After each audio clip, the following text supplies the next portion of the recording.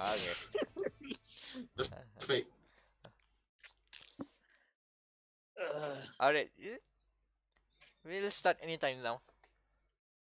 Anytime. Just gotta find that nice little opening. You know. Anytime, any place. Little opening. Speaking of people with little openings, welcome to the dia.log, the Gamer Matters podcast. I screwed up that opening. It's okay. Okay, that's perfect. That's already perfect. That is, we are at episode. What episode are we at now? 9. Episode 9. The plot's getting a bit stale, so therefore, like any good series with a boring plot, we're introducing new characters. Hello, Kash. What's the deal with Gamer Podcast? It's me. I was trying to do a Seinfeld impression, obviously. That didn't work out well at all. Can anyone do the slap the bass? Boom, boom, boom. Budget enough to get. We are not high budget enough to get Jerry Seinfeld. we can't afford Jerry Seinfeld. We can afford George Costanza though. I can't do a George Costanza the impression. I'm so sorry. I can't do that at all. I don't even know what he sounds like. We can't afford George Costanza.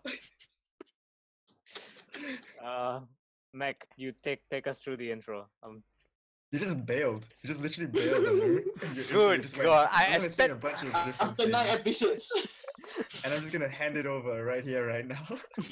I've been here 8 episodes already, doing my best to start the podcast as well as I can, while you guys are talking shit. And the one moment I give to Wam, you take over. This is what we get. And I didn't even hand it. He took from me suddenly. And then he didn't know what to do. It's just like a baby going, oh, lollipop, zomp, he ambil. He grabbed it. And then, what's a lollipop? Is this a lollipop? And then tak nak kan? Tak nak campak.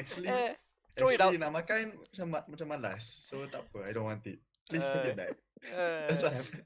I don't want this responsibility. I just want to be able to make dick jokes. That's all I want. And before we move on to the deep jokes, let's introduce the whole panel. So yes, we have a new party member joining us in. Kash, say hello, Kash. Hello, what's up? I'm Kash, not actually Tuan Haji Dikbat, as my profile avatar says there. I even put a little songkok on my Dikbat. Yes, salam semua saudara. Good to be here. I'm happy, pleasant to be included. Yes. We are having our highest Bahasa Malaysia account for this episode of the dia.log, the Matters podcast, and that is telling that it was just after Raya. We just celebrate it. Eid Mubarak.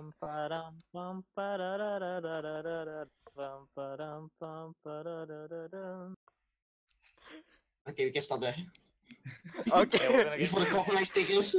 We're gonna get flagged by Sudirman or whatever. You're just making me feel sad. Right before the podcast started, I had a little rant about how I was sad that Raya is going to be over already, and now I just feel worse.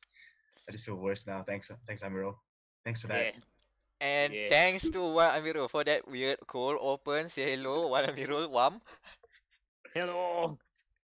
Next on the list we have Daniel. Say hello, Daniel. Hello. And again, resurrected from the shadows of past episodes, we have Anan back. Say hello, Anan. He's like a What Pokemon. up? What up, guys? No, He's like a Pokemon. He can only say his name. Anan! my next He can Pokemon only should say be put down. He can only say his name and tech specs. Frame rate. Anan. Frame rate. FOV. You guys are watching me non-stop since the pre-Raya podcast, eh? Yes. Yes. And I am Amirul Mekronos Ashraf, and this is dia.log, a Gamer Matters podcast.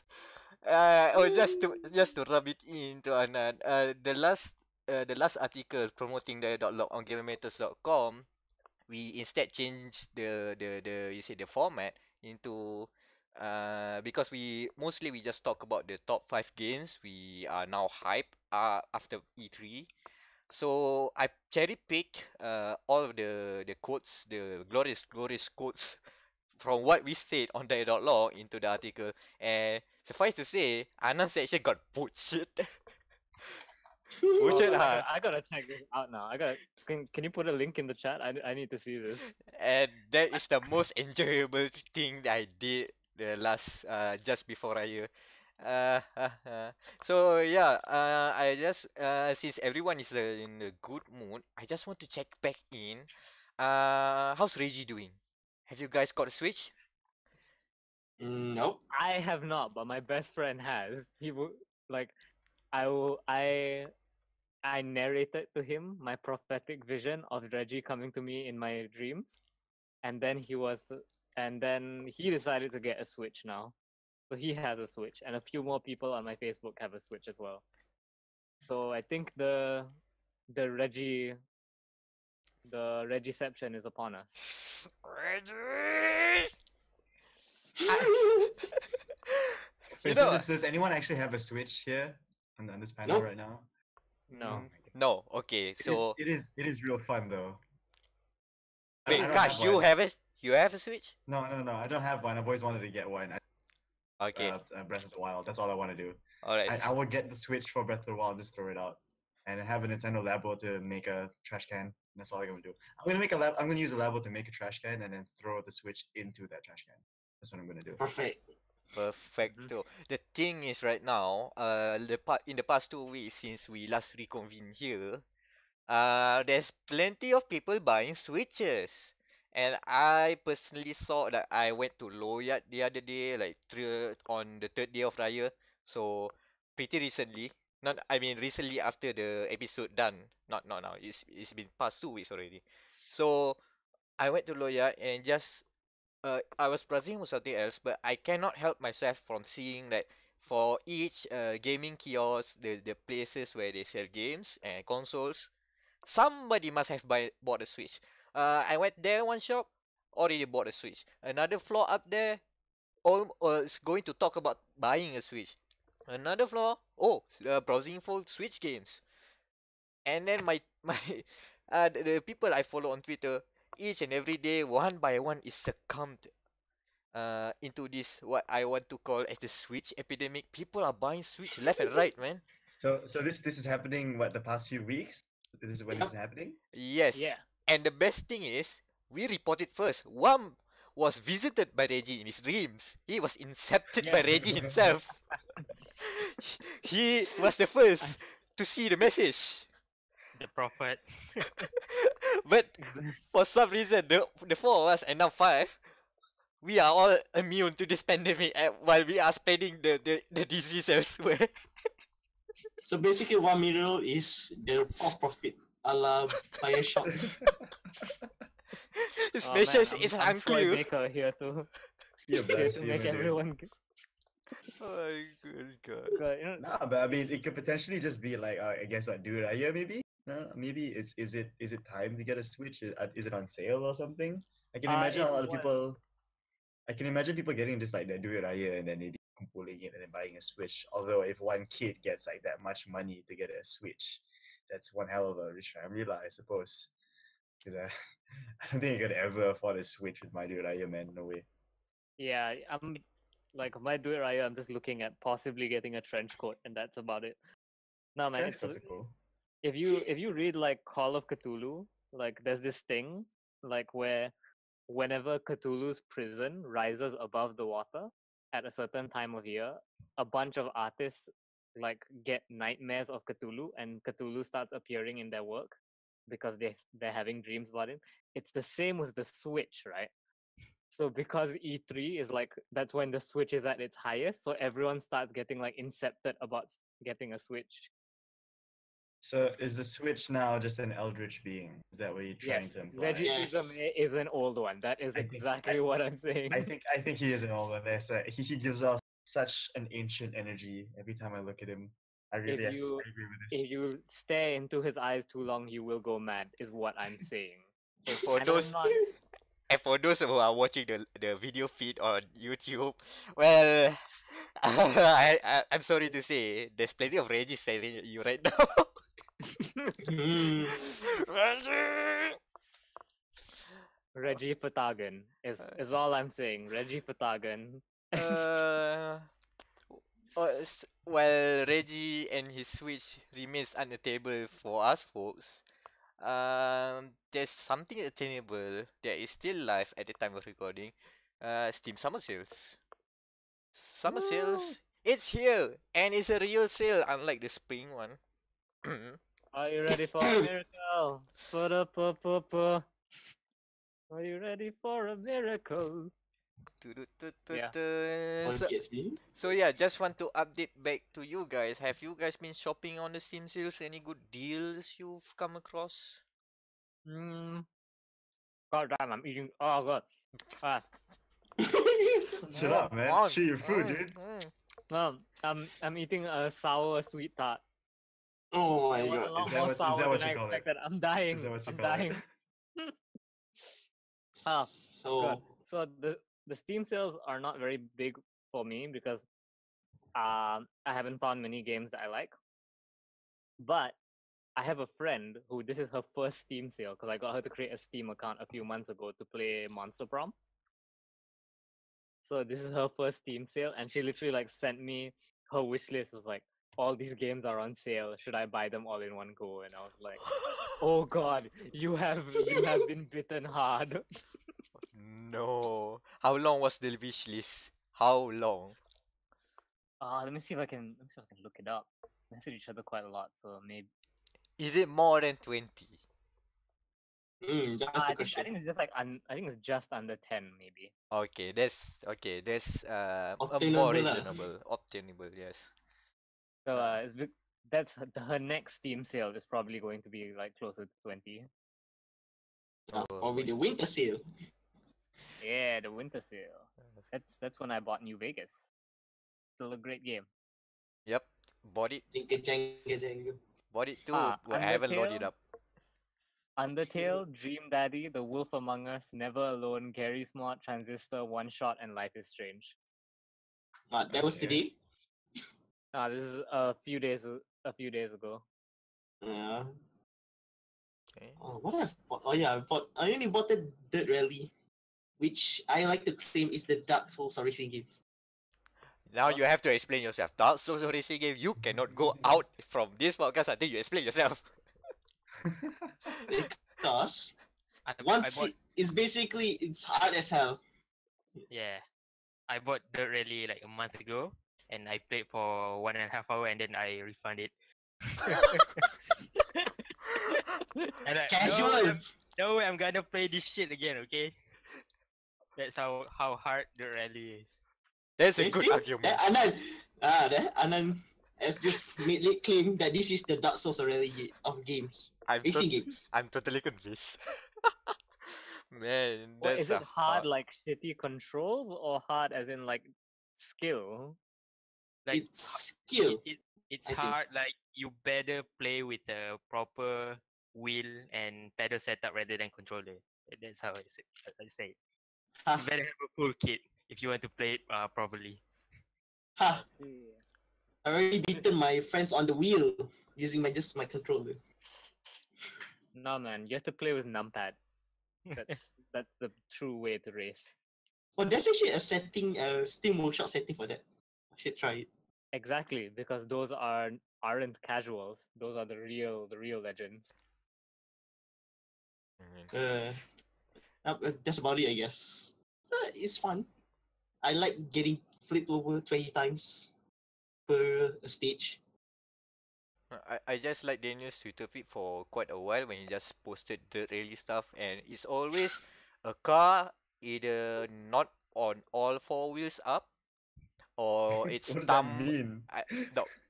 No, what I meant is the cars flip over. That doesn't sound right. Four wheels up. Now that I think of it.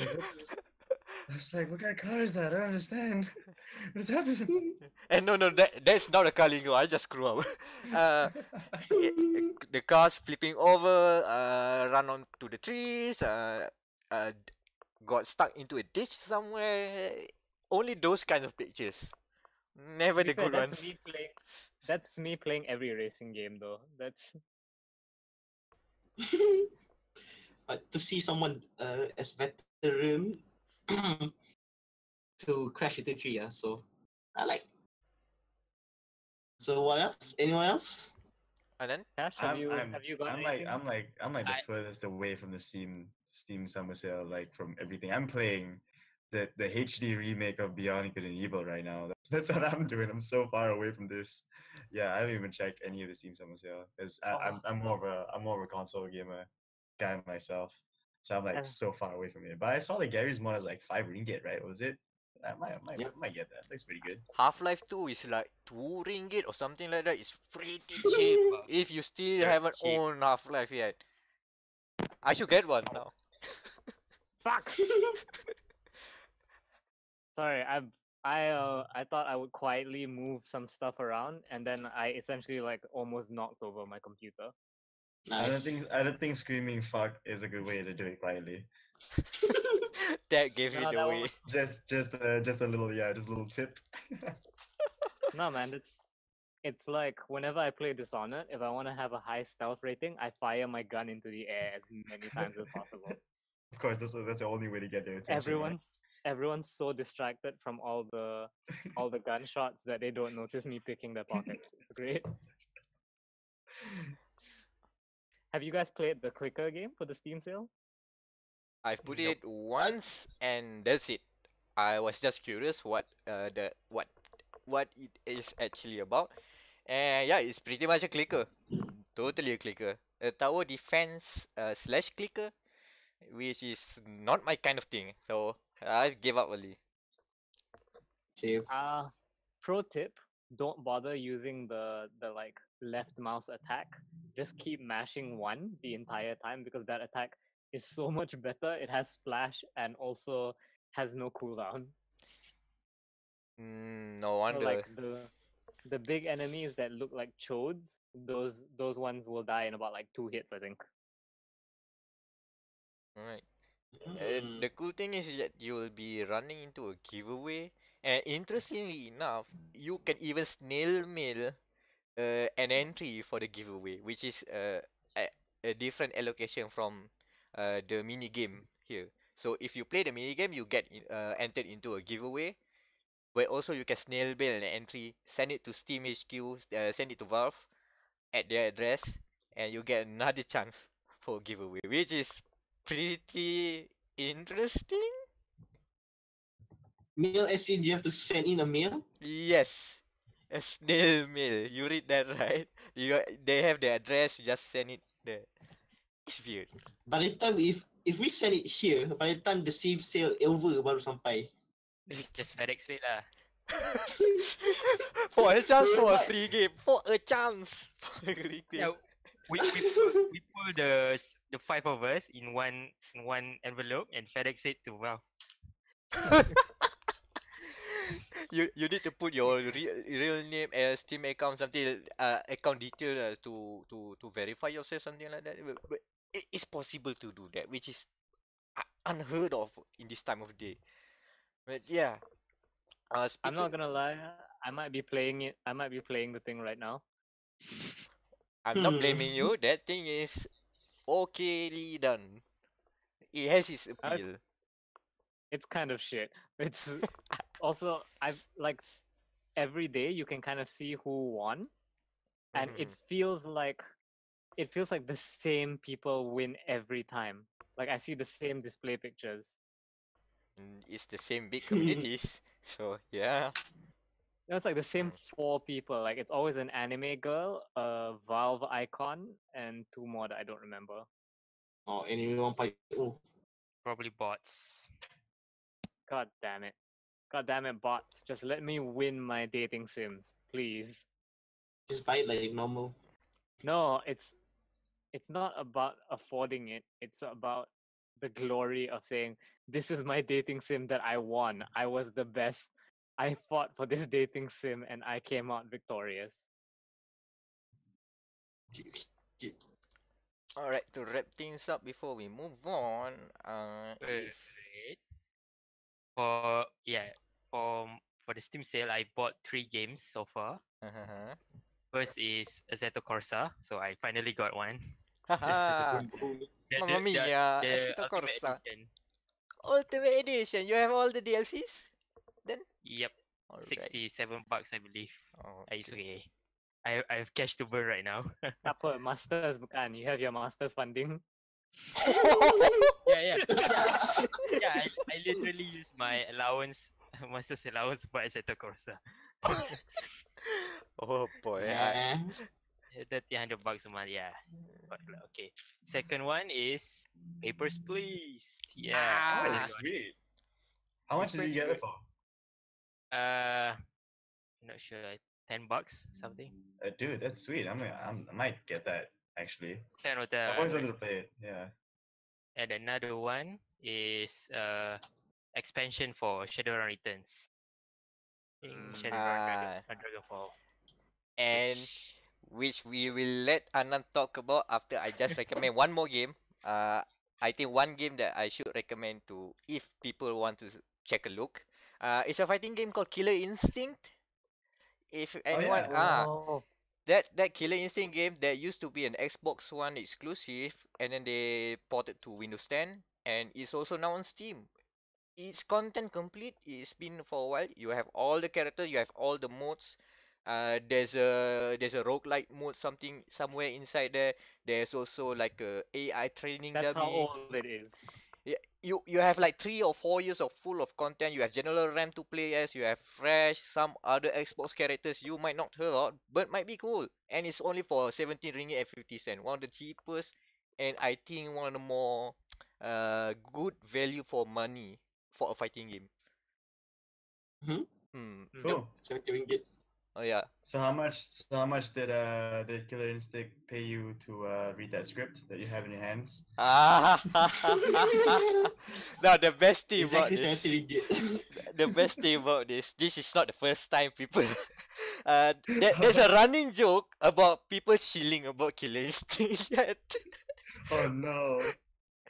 And yeah, I have my It sounds check. good, yeah, Microsoft, I think, yeah. Microsoft has a check. I am putting it behind me. I'll later show the picture of the check. Yeah. Okay, It does look good though, yeah. Yep. It does look good though. I think I might potentially look at it and kind of not say review it, but like look at if I have the time to play it or not before I think about getting it. Yeah, it looks like a fun little game to like play. Yeah, Killer Instinct is a fun little game. It's gorgeous though. Like it has the soundtrack was done by the same guy who did Doom, by the way, Kash. I just want to Oh, say to you, sweet. I just want to say that to you, and you know it. All right, it's a very good soundtrack. Oh yeah, Shadowrun. Okay. Shadowrun? So Shadowrun. Shadowrun is so recently Humble Bundle made a pretty much giveaway a game called Shadowrun Returns. So this is an old game from 2013, July 2013. So this game is I'd say I ISO how do you call it? Isometric projection game means that it's Yep. okay from 60-degree angle or something. Yeah, so it's a video game version of the tabletop game Shadowrun. Okay, how do I proceed with this?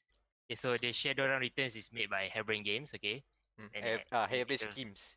Harebrained Games. The guy that has been doing BattleTech, and that has Yep. been bought by Paradox.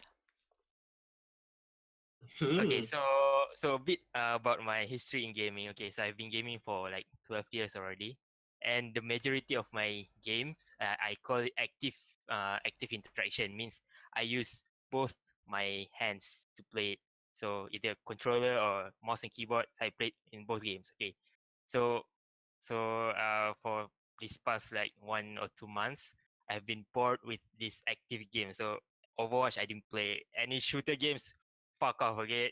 Go away, or shooter games. I don't want to play for this moment of time. And I'm kind of yeah, like, I'm kind of burned out right now with this game because I'm pretty much like giving my full attention. So my attention. I get what you mean though. Yeah, because like you gotta be engaged to this type of games, Yeah. and sometimes like maybe after a long thing, you want something that's alternative. I think is a good way to put it. Yeah. You want something that doesn't pull away your energy because you're right. Like after a long day, like a jerk up, like you come back home, and for me, I used to get stress relief from Overwatch as well. But then after a while, you just realize that if you lose 7 out of 10 competitive matches, you just don't want to do it anymore. Nope. And you're just like, screw this, man. I wanna go off. I wanna go jerk off with Tracer. You know, that's all I wanna do, and just relax. So yeah, you have a good point. Yeah, I'm kind of getting tired playing Winston all, so it's fine. So yeah, continuing. So I'm getting burned out with these active games. Okay, uh, so one day, Humble Bundle decided to give away this game, and I'm like, okay, let's try install. Maybe this the kind of game that I want. Okay, so I install, and holy shit, why didn't I find this game for this genre before? This CRPG. I kind of like it now because I can play with my hand on the mouse and one hand holding a fruit or something, eating, and it is turn Or based. dead. So That Yeah, I was gonna that say, yeah, sure, that cool, yeah, clarification is needed. Sure, That sure. little Yeah. detail must be clarified. yeah. Okay, I can just lay back, okay, clicking, okay, turn based, and then clicking characters, picking action while eating burgers or something on my left hand. So yeah, this may be a good advice for you guys out there that if you are strictly playing like certain genres like first person shooters or maybe uh, strictly fighting games, maybe just go out of your comfort zone and play something different like me, okay? So and believe it or not, my first RPG is The Witcher 3. Oh, okay. Wait. I've been gaming for more than a decade and my first RPG is The Witcher 3. Okay, So RPG, you mean like EV? RPG elements, yeah. So the resource, the point upgrade for characters or RPG So like elements. you've never explored like Final Fantasy territory, like Nope, JRPGs. You've never done that. nope, I nope, think I nope, think nope. I think a Witcher You is know, a good step into the RPG world. Like you it know, Yeah, isn't super hardcore, you know? Yeah. you know what we need to do now, Anan? We yeah. need to four of us get Divinity Original Sin 2 and Oh then yeah. I'm down with that. I'm totally down with that. So Anna, now that you are into the CRPG vibe, one the next games that you should be checking a look. Hi, I'm going to say checking a look. Lolo. Divinity Original Sin 2. It's basically the same thing. It's isometric, but you get to rotate the camera more. You get full 360 camera rotation. It's 3D, fully 3D, but in the same perspective. It's yeah, fantasy yeah. based. It's fantasy based. But the kicker here is that the game itself, the world, is mostly reactive and is based on just a lot of game logic. So if you know how to game the logic, you can get away with plenty of things. Yeah, man. Also, because it has co-op, so that's fucking great. My friend and I did a thing in Original Sin 1 where we needed to get something. So while my friend was like, I can't remember what he was doing. He was doing something important. I broke into an NPC's house to steal evidence for our quest. Yep. So that was great. And you can screw each other quests up. There, I Yeah, think I'm not sure it's in original scene 1, but I think in 2, you can get you can compete in quests. So okay, so get a quest giver. He says to do this one thing, but if you somehow don't agree with your friend, you can do it other thing and sabotage your friends. So it has a lot of system in place that for you to fool around, and it's pretty comprehensive. And maybe a bit yeah. too much for if you are not fond of CRPGs in general. I Okay, I still have a remember question. this. I have a question. Is XCOM considered a CRPG? Strategy tactics, strategy. Strategy text. Strategy Okay, tactics, yeah. turn-based strategy tactics. So And like, Because also, I I wanted to get, but it's a because game I that you wanted can. to get into that. It's a game that you can play with one hand Yeah. on Right. PC. Yeah, you. I mean, it is available on consoles as well. And from I tried XCOM 2 on the PS4. It runs okay. It's Oh. worth checking out if you prefer consoles. I think that's a good port. Yeah, but Yeah. I don't think I can get through XCOM. I saw one of my flatmates playing it years back, and he just looks dejected every single time he would throw his controller around and be like, "Fuck this shit," and he'd be screaming Queen Berserker, which I have no idea what the fuck it means. Oh. He'd just like run around. He'd just be like, "Fuck this," and then he'd like get out of the room and he'd have to like have a beer and just like whatever, just relax. it's and I don't know. I don't. Do I want that kind of stress? You know, who knows? We'll Oh, see. that's me and BattleTech. Like I did this All mission right. in BattleTech, right? Because Also a strategy game. my main three pilots were out of action for a while, so I was like, okay, I'm just gonna do contracts with my B team for a while. And I got this shiny new mech. I think it's called the Gladiator or something like that. Mm. It's one of the ones you get from one of the early bosses. But so I was like, brought this shiny new mech, got a shiny new pilot to pilot it. I bring it in. At first, like I thought, oh, this quest is a little bit higher difficulty than I'm used to, but you know, whatever, it's like only a few points higher, so it shouldn't matter. I bring it in, I see my target shoots my mech, it snipes the cockpit, killing the pilot instantly. Oh god. It one shot you. It one Yeah, shot your new mech. Just like that. yeah. I reloaded the save with no like hesitation. I was just like, fuck this shit, I'm not even doing the mission. They're like, oh, you lose reputation if you drop your contract. I'm like, fuck that, I ain't doing. You couldn't pay me to go back into that quest. But yeah, CRPGs are fun. Like, CRPGs and tactics games are great. You can't really jerk off while playing BattleTech or XCOM because the game fucks you anyways. Hmm. You open up a new genre of game, strategy tactics, but with waifus you can jerk off too. I was gonna say, shouldn't we just focus on games that specifically have one of your hands free so you can jerk off?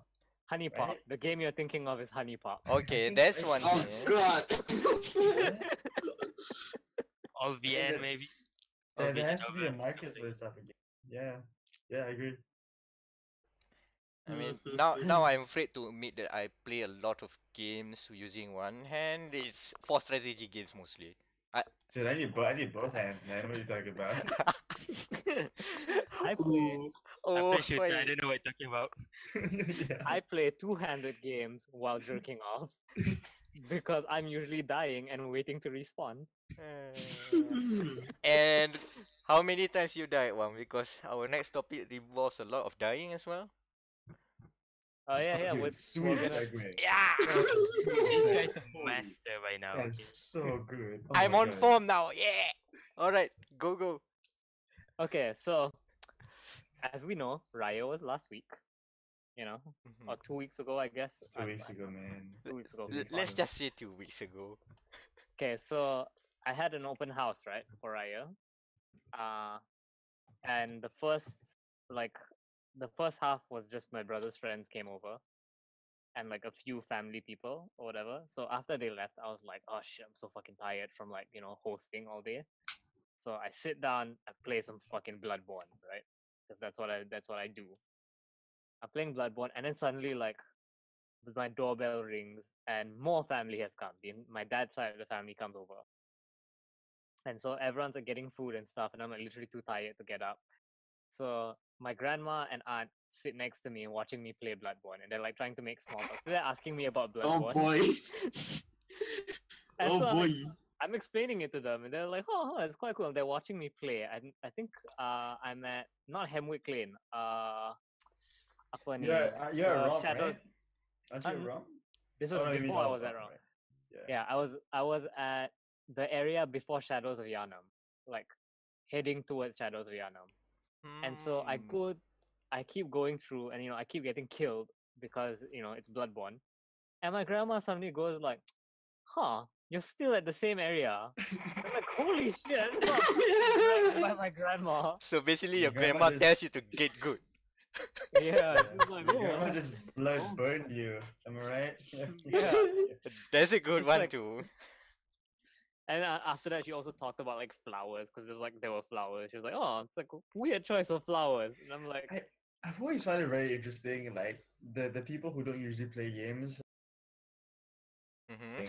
But once they get into gaming and they really like it, they always pick up the most like optimistic and the strangest and most interesting parts of the game. So like yeah, like Bloodborne, and it's like oh I like the flowers of the game. Or like if someone plays like GTA, they'd be like oh I just like how the animals look. It's an interesting thing to think about. I think. Yeah. Mhm. Yeah, I like to think that my grandma has since bought a PS4 and Bloodborne and is playing it on her own now. She probably finished it, dude. Yeah, she's doing like PvP now. She's just invading people. Yeah. Just go into chat Wow. like, get good, Sonny. Yeah. No, my grandma's a very posh lady. She'd just be like, huh, maybe if you knew how to dodge better, then that Oh wouldn't have no. happened. Oh, that's even more painful. So you basically avoided small talk and questions about you getting married when by bloodborne your way through it. Yeah. Oh, I should try that Pretty bad technique next year. There you go. New tech to be learned. Want to avoid questions from your relatives about when and where will you be marrying? Play Bloodborne. You it here first in dia.log, the Gaming Matters podcast. We have to disclose that we are sponsored by From Software. Oh god, don't spoil the surprise. We will be talking about FromSoft later.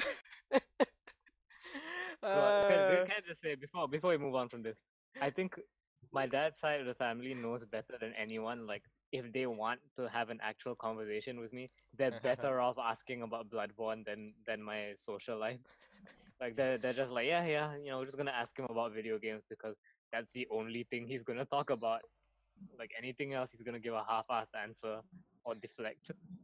I mean, yeah, we can just point to the plain doll any single time anyone asks, "Oh, when are you gonna get married?" 'Cause it's the kind Oh of yeah, person I that meant I'm I meant the part of the game where she tells you she loves you. So I was like, I Yeah. literally called my sister the other day. I was like, want to meet my girlfriend, and I played like her dialogue option where she's like, "Of course, I love you," and I'm like, "See, it's canon. I ship it." And his sister's just like, "Why is he calling you good hunter?" And you're just gonna be like, "Well, I am a good hunter, bitch." Yeah, not according to my grandma though. Oh, yeah, no. Your grandma's best hunter. Yeah, yep. Yeah, she has an actual trick weapon. Oh god. What, whip cane turned into chain? Oh. Probably, man. The trick Chris. Oh god. We're going back into the careers. It's been a while. She extends the blade of the Chris so it goes from dagger to longsword. Ooh. God Secret damn. weapon. Yeah. So who's talking about like about racing? We haven't had a racing discussion in like weeks. So It's the F1 corner again. Whee! Screw Vettel. How is Vettel driver of the day? It should be Charlotte, man. Same. Charlotte, man. Well, I'm here trying to find that very very fun image at the circuit de Paul Ricard. Daniel, could you? that's a race. I thought it was a person. It's a racetrack. The track is named after a person. Yeah. Okay, so Daniel, talk us through to what is exactly. The person is a racetrack. Yes. Is that what when I'm getting? It has. Not died, really. he put his soul into a racetrack. You just race on him. Yeah. Ricard. I like to Oh, imagine it that way. He's like Metroplex in Transformers. Hey, I'm sorry, guys. I guess the conversation's going off track now, isn't it? Hey! I just found the picture because there has been a lot of off-track actions at Circuit de Paul Ricard. Daniel, talk us through. So, Paul Ricard, it's a track designed by an architect. Hence the name Paul Ricard. That's the architect designer. So this racetrack is called HTT, a high tech test track, and it is not used for racing at all. As you can see in the picture, if Meck is putting it right now. Yep, and I'm showing to you guys from on our personal private chat, but the viewers over there on YouTube will see a picture of a very dazzling corner, like two slopey corners, and you will see a lot of blue lines going outward. And for some reason, a train of cars, like 5 cars off the track, as if they are taking shortcuts or whatsoever. It's a not Mario mess. Kart. Those are not Mario Kart shortcuts, by the way. Those lines are actually ruining the tires. Ruining the tires? Yep, it's What is like this it's Pakatan basically Harapan track? Like, yeah, it ruins the other people's like in life basically. So the track is in France, in Marseille. Oh wait, no, not Marseille, Carcanet, somewhere near Marseille. And basically, it's another track in the middle of nowhere, and it's not really used for racing, real life racing, but it's good for our virtual racing, as in with the AI. Because I imagine if the real life drivers are driving like this, imagine the AI. Ah, that's cool. Today I learned. And also for this week, it's actually a 3-week F1 race. So this week we are in Austria, and next week we are in the UK. So UK. For Yep. for UK, what tries it Silverstone again? yeah, Silverstone, Downton already got cancelled like a few years back. So I advise you to mute the hashtag F1 for the next 2 weeks. No man, I enjoy you guys like F1 talk because it's like that's how I learn about F1. Remember we made that great meme about the guy who crashed into some. Oh yeah, man. the Red Bull. Yes, the Red Bull. The Verstappen into a Ricard combo is still a strong one. Where Crash Stampede. Well done, Baku. But the thing is about the track itself, Ricard. I think Daniel has mentioned it. If it's already a mess in real life, imagine when it's going to debut in the F1 2018 game that will be released this year. Imagine the online races. People are ramming left and right, and people will forgot where the direction is because of the layout itself. Plenty of weird lines going in and out. People will probably just go in reverse and ram somebody. It's Oh, going Because to most a of- mess. fun. We are replacing Sepang for this. I need to let you guys know as well. We are replacing Sepang, the Malaysian Grand Prix, for this. I don't Good mind. choice. Good choice to be honest. That straight line. Oh yeah, at least the redeeming quality is that long straight line. That's a good straight line. If you have a good car, that is. Alonso. Oh god. From From hero to zero in 2 weeks. 0 to 0. I think the drivers award this year is gonna go to Mika Hakkinen. I think he really deserves it this year. Oh no, David Coulthard, man. Confirmed, dude. David Coulthard, dude. Yeah. Strong contender. John Lizzie number one. Oh yo, that's an Dude, oldie but a goodie. I was gonna make the Mika Hakkinen. Good for me. Fucking hell, dude. Wes been doing that for the last 2 weeks. I had to I've been default to doing- David Coulthard. Shit. Yeah, man, I've been doing this for like 9 episodes. Like every time they bring up F1, so when's Mika Hakkinen coming back? I had the Hot Wheels car, man, of his that had like Mika Hakkinen written on the side of the car. I was like, Oh, dude, same. Same. Back Great. in the late 90s, what an incredible time to watch F1 that time. Oh, I can feel it. I can feel the segue. I can feel the segue already coming. Oh my god. I can hear the vehicle. Yeah, I don't need to set up. People already set it up for me. So yeah, the next thing on the docket we are going to talk about is I played a bit of Lego The Incredibles. is it sweet. incredible? I thought you were gonna pull a bait and switch. I thought you were gonna go, was it just very good? Surprised to say, it's actually incredible for a Lego game. That's the interesting part. Because I've played a few Lego games recently. Last year, I've played another movie tie-in. The Lego Ninjago movie game. It's a long name. Oh, So, That's such a mouthful. yeah, and it's one of those Lego games because there's two types of Lego games. One Lego game is a movie tie-in, like The Incredibles here, and another is just a standalone product. Like the late last year they released Marvel superheroes. I forgot what the number is, but it's a Marvel game based on Lego. No, it's a Lego game based on Marvel characters. The other way around. So that game is not based on any movie. It has its own storyline. So the developers are pretty much free to do a lot of things. Compared to you say like games with a movie tie-in, they have to follow the plot as well as to squeeze in the gameplay of you know, the typical Lego game, as in you destroy stuff. Despite Lego being a toy of construction, the biggest part of Lego games is the destruction. You can just smash anything that looks like a brick. You can pull in combos on the Don't forget enemies.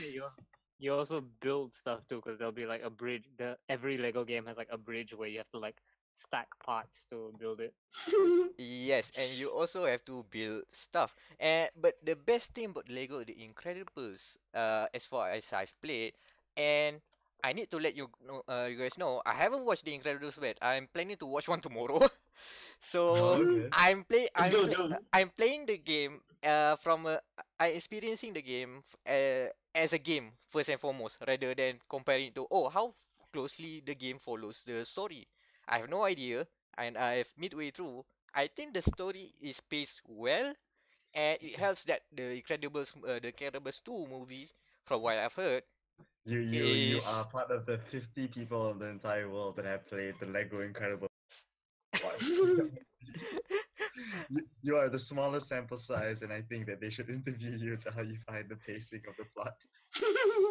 I think it's okay, and the best thing is it still retains you can say the classic Lego humor where it's yeah, entirely of slapstick and very odd contraction. So there's one instance where one said about building you have to build something. So here, just picture this. There's a part of a room that you need to go in, and there's a lock.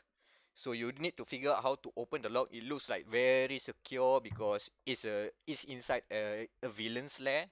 So you've gathered all the parts, and then you start the incredible build, which you have to tap circle a lot. And because the game has co-op, and you will always be tagged along with at least one character at each time. So you have to tap in between 2 to 4 characters. So you tap this guy, and then move to the other guy, tap to fill the meter, and then maintain the meter, and then boom, a build has been created. So what you built there, it was a scene with Elastigirl and some other dude, I forgot who it is. So they Was it built this. China guy? It's an old dude. It's an old dude. That's what I know about the character. It's an old dude. So they created this very complex contraption where it looks like you can say it's going to shoot a laser or something, and then it emerges on the tip of the laser thing. It emerges some tooth. You say not tooth, like a arm of some sort, and then it emerges a smaller arm of some sort, and then that smaller arm goes down to the floor, uh, pull up a welcome mat, and pick up a small key, and then open the lock. All the effort. It's the goofy sort of Lego humor is there, so I think it's still I don't- charming, and even Yeah, the Lego games are great. But I have to say though, the best Lego game, and it needs to be remade for current gen consoles, is Bionicle Heroes. Because it is Oh, here comes the pitch Oh. again. come No, on, because- Bionicle filibustering. no, because Bionicle Heroes was fully Lego game format, but also over the shoulder third person shooter. How did I remember that? I think you just Ew. unlocked like a part of my brain that I like locked away somewhere with like Spyro's Ripto's Rage somewhere in my brain. Oh my god, yeah, I Oh my remember god, that. It's like Spyro. you could like press L1 or some shit. Okay, not L1, but at that time it was like one shoulder button. Was it PS2 or was it PS1? It's PS2. It's PS2. Yeah, so I remember that you can hit like L1 or something, and you can you can go into like the aiming mode, right? Like a third person shooter, but at the same time, you Yeah, just it, it was always a third person shooter, and I think there was an aiming mode. I just remember that it had the whole like construction concept as well, but it was also Bionicle, so it was like fantasy as fuck. And it was oh god. Lego, come on, please, buddy. Like, I just want to play the game. I still remember it had the goofy Lego humor, because the final boss of the game, like at the end, he falls into a pit of lava and he does the Terminator 2 thing with the thumbs up. Good Wait. god. nice. Yeah. That's a strong one. That game is still made by Telltale, right? TT Games. No, not TT Games. Telltales. Traveler's Tales. Sorry, TT Games. There's two TT games. Traveler's Tales is the guys doing Oh, Lego yeah, games. yeah. Telltale Yeah, is yeah, yeah. Telltale is Telltale. Matoro will remember that. Mm. That's a good concept, though. Oh god, I would play a Bionicle Telltale game. Just because, come on, Lego, just give us some more Bionicle stuff. OG Bionicle stuff, please. I want, Man, please, Lego. the point and click Lego, the point and click Bionicle game. What's it? Chronicles of what again? I forgot. Oh, Legend of Matanui. That was Matanui online game. Matanui Online. game. Now that's nostalgia, man. Played a lot of that Yeah. back in the day. Did you play the second one? The second one was hard as shit. I didn't complete it, but yeah, I haven't managed to leave the village. Yeah. I keep losing at Coley every single time. Also, Bionicle made a fighting game towards the end of it. It was for the Glatorian line. I remember that. Yes, I remember that. Wasn't it like wasn't it like really bad? I mean, don't let your Bionicle colored tinted glasses get in the way of reviewing a game. listen, it was a Fighting game. free Unity game at the early days of Unity. Oh god, I remember this. Oh, by that time I've checked out of Bionicle. Oh, And man, I was ride or die with Bionicle. Like the last line for Bionicle was called Bionicle Stars, which was like a best of, where you got like chibi versions of a bunch of like iconic Bionicle characters, and each one came with a little golden piece of armor, and you could put them on the Tahu, like the Tahu set to give him golden armor. I fucking have a golden Tahu. That's right. I went out and bought all the pieces. Fuck yeah, Bionicle. Right. Welcome to Bionicle Matters. That's a long in joke that we have lately been uncovered. It's a good callback. It's a good callback. And before I move on to more adventures, I just want to end our Lego The Incredible talk with one thing. I've just remembered Bring back Bionicle Heroes. that as well. There's one scene where you fight the boss, and the boss is a raccoon. The boss is a freaking raccoon. I watched the movie, so I know what you're talking about. Yeah. Oh, what? Are you for real? Oh, that's in the game? Okay. I mean, that's pretty cool. I don't know what happened in the movie, but in the game, I thought it was cool. It's like the raccoon murders Elastigirl. Yeah. Oh, and no, I was then- gonna say, yeah, you straight up just murder a raccoon. Yeah. and Maybe not like that in the game, but okay, nah. it's like Okay. Mr. Incredible murders the raccoon, and then Dash is like, "You just killed a killer, Dad. The number of killers in the world is still the same." And then he's like, Close your heart to it, boy. Okay. So that's the Telltale version, right? I mean, Jack will remember that. but how about the David Cage version? We are talking about Detroit. Yeah. Yeah, again for like the 4th week in a row or something, we're still talking about Detroit. We continue to not Oh. move on from David Cage's All I Cage of know games. about Detroit Demo Become Humang is that meme, that one meme of him, Captain Wake Up, and then he like slaps him. That's all I know about that game. I have no idea what the Okay. content is about. So this So is please, a relatively short. It's more update than like an actual thing, because earlier when the demo first came out, someone said that, oh, you have to die as Connor in the demo, like you can't complete the thing without Connor dying. Bullshit! I did it. I kept Connor alive. Well, What congratulations, was you. supposed to happen? Oh, so basically the demo is you're negotiating a hostage situation. Yeah, I know Where- about that. I've seen that. Yeah. Where a rogue android is like holding a girl hostage at the edge of a building, and then you have to like talk him down. And in like I think in like 99% of the version of the outcomes of the game, you end up like tackling the android and saving the girl, but you yourself die. You fall off the building, and you get this like euphoric face of Connor like having an orgasm because his mission is complete. Mission As he complete. falls down. Orgasm face. Yeah. So I found I always out complete my mission.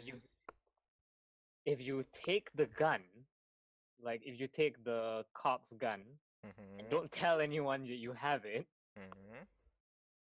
And then you slowly go up to Daniel, the android. You lie to him, say you don't have a gun, and then just keep talking him down. And when you get close enough, shoot him. The girl, the girl lives, and Connor lives. Daniel, the android, does not live, but I stayed alive.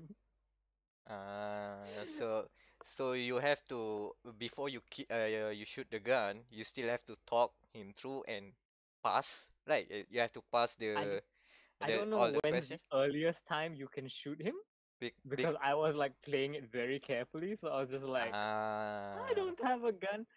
I don't have a gun. Finally, I was like, I don't want to fall off this building. What happens if I just shoot him? Bang! Remember when the time I played the demo, my biggest I got frustrated with this. Is You're that frust, yeah, I felt frustrated. No, that is a more Frustrated. that's what? even more wrong. So basically, I've got the gun, and it's been a couple of playthroughs, and I already got tired with all the shenanigans about questionnaire, and I just fluke it over and over. And s- uh, as I've discovered that you need to pass the negotiations during that moment before you can fire the gun. If you fail, you'll instantly got no choice to fire the gun. So Ah, that was the point where, oh, okay, you need to play a specific way to get it. But yeah, if you yeah, did you. it the first time around, good show on you. Well, thankfully, it was my second time because remember we all played it at PSX. Nah, I just press buttons. I don't remember. But,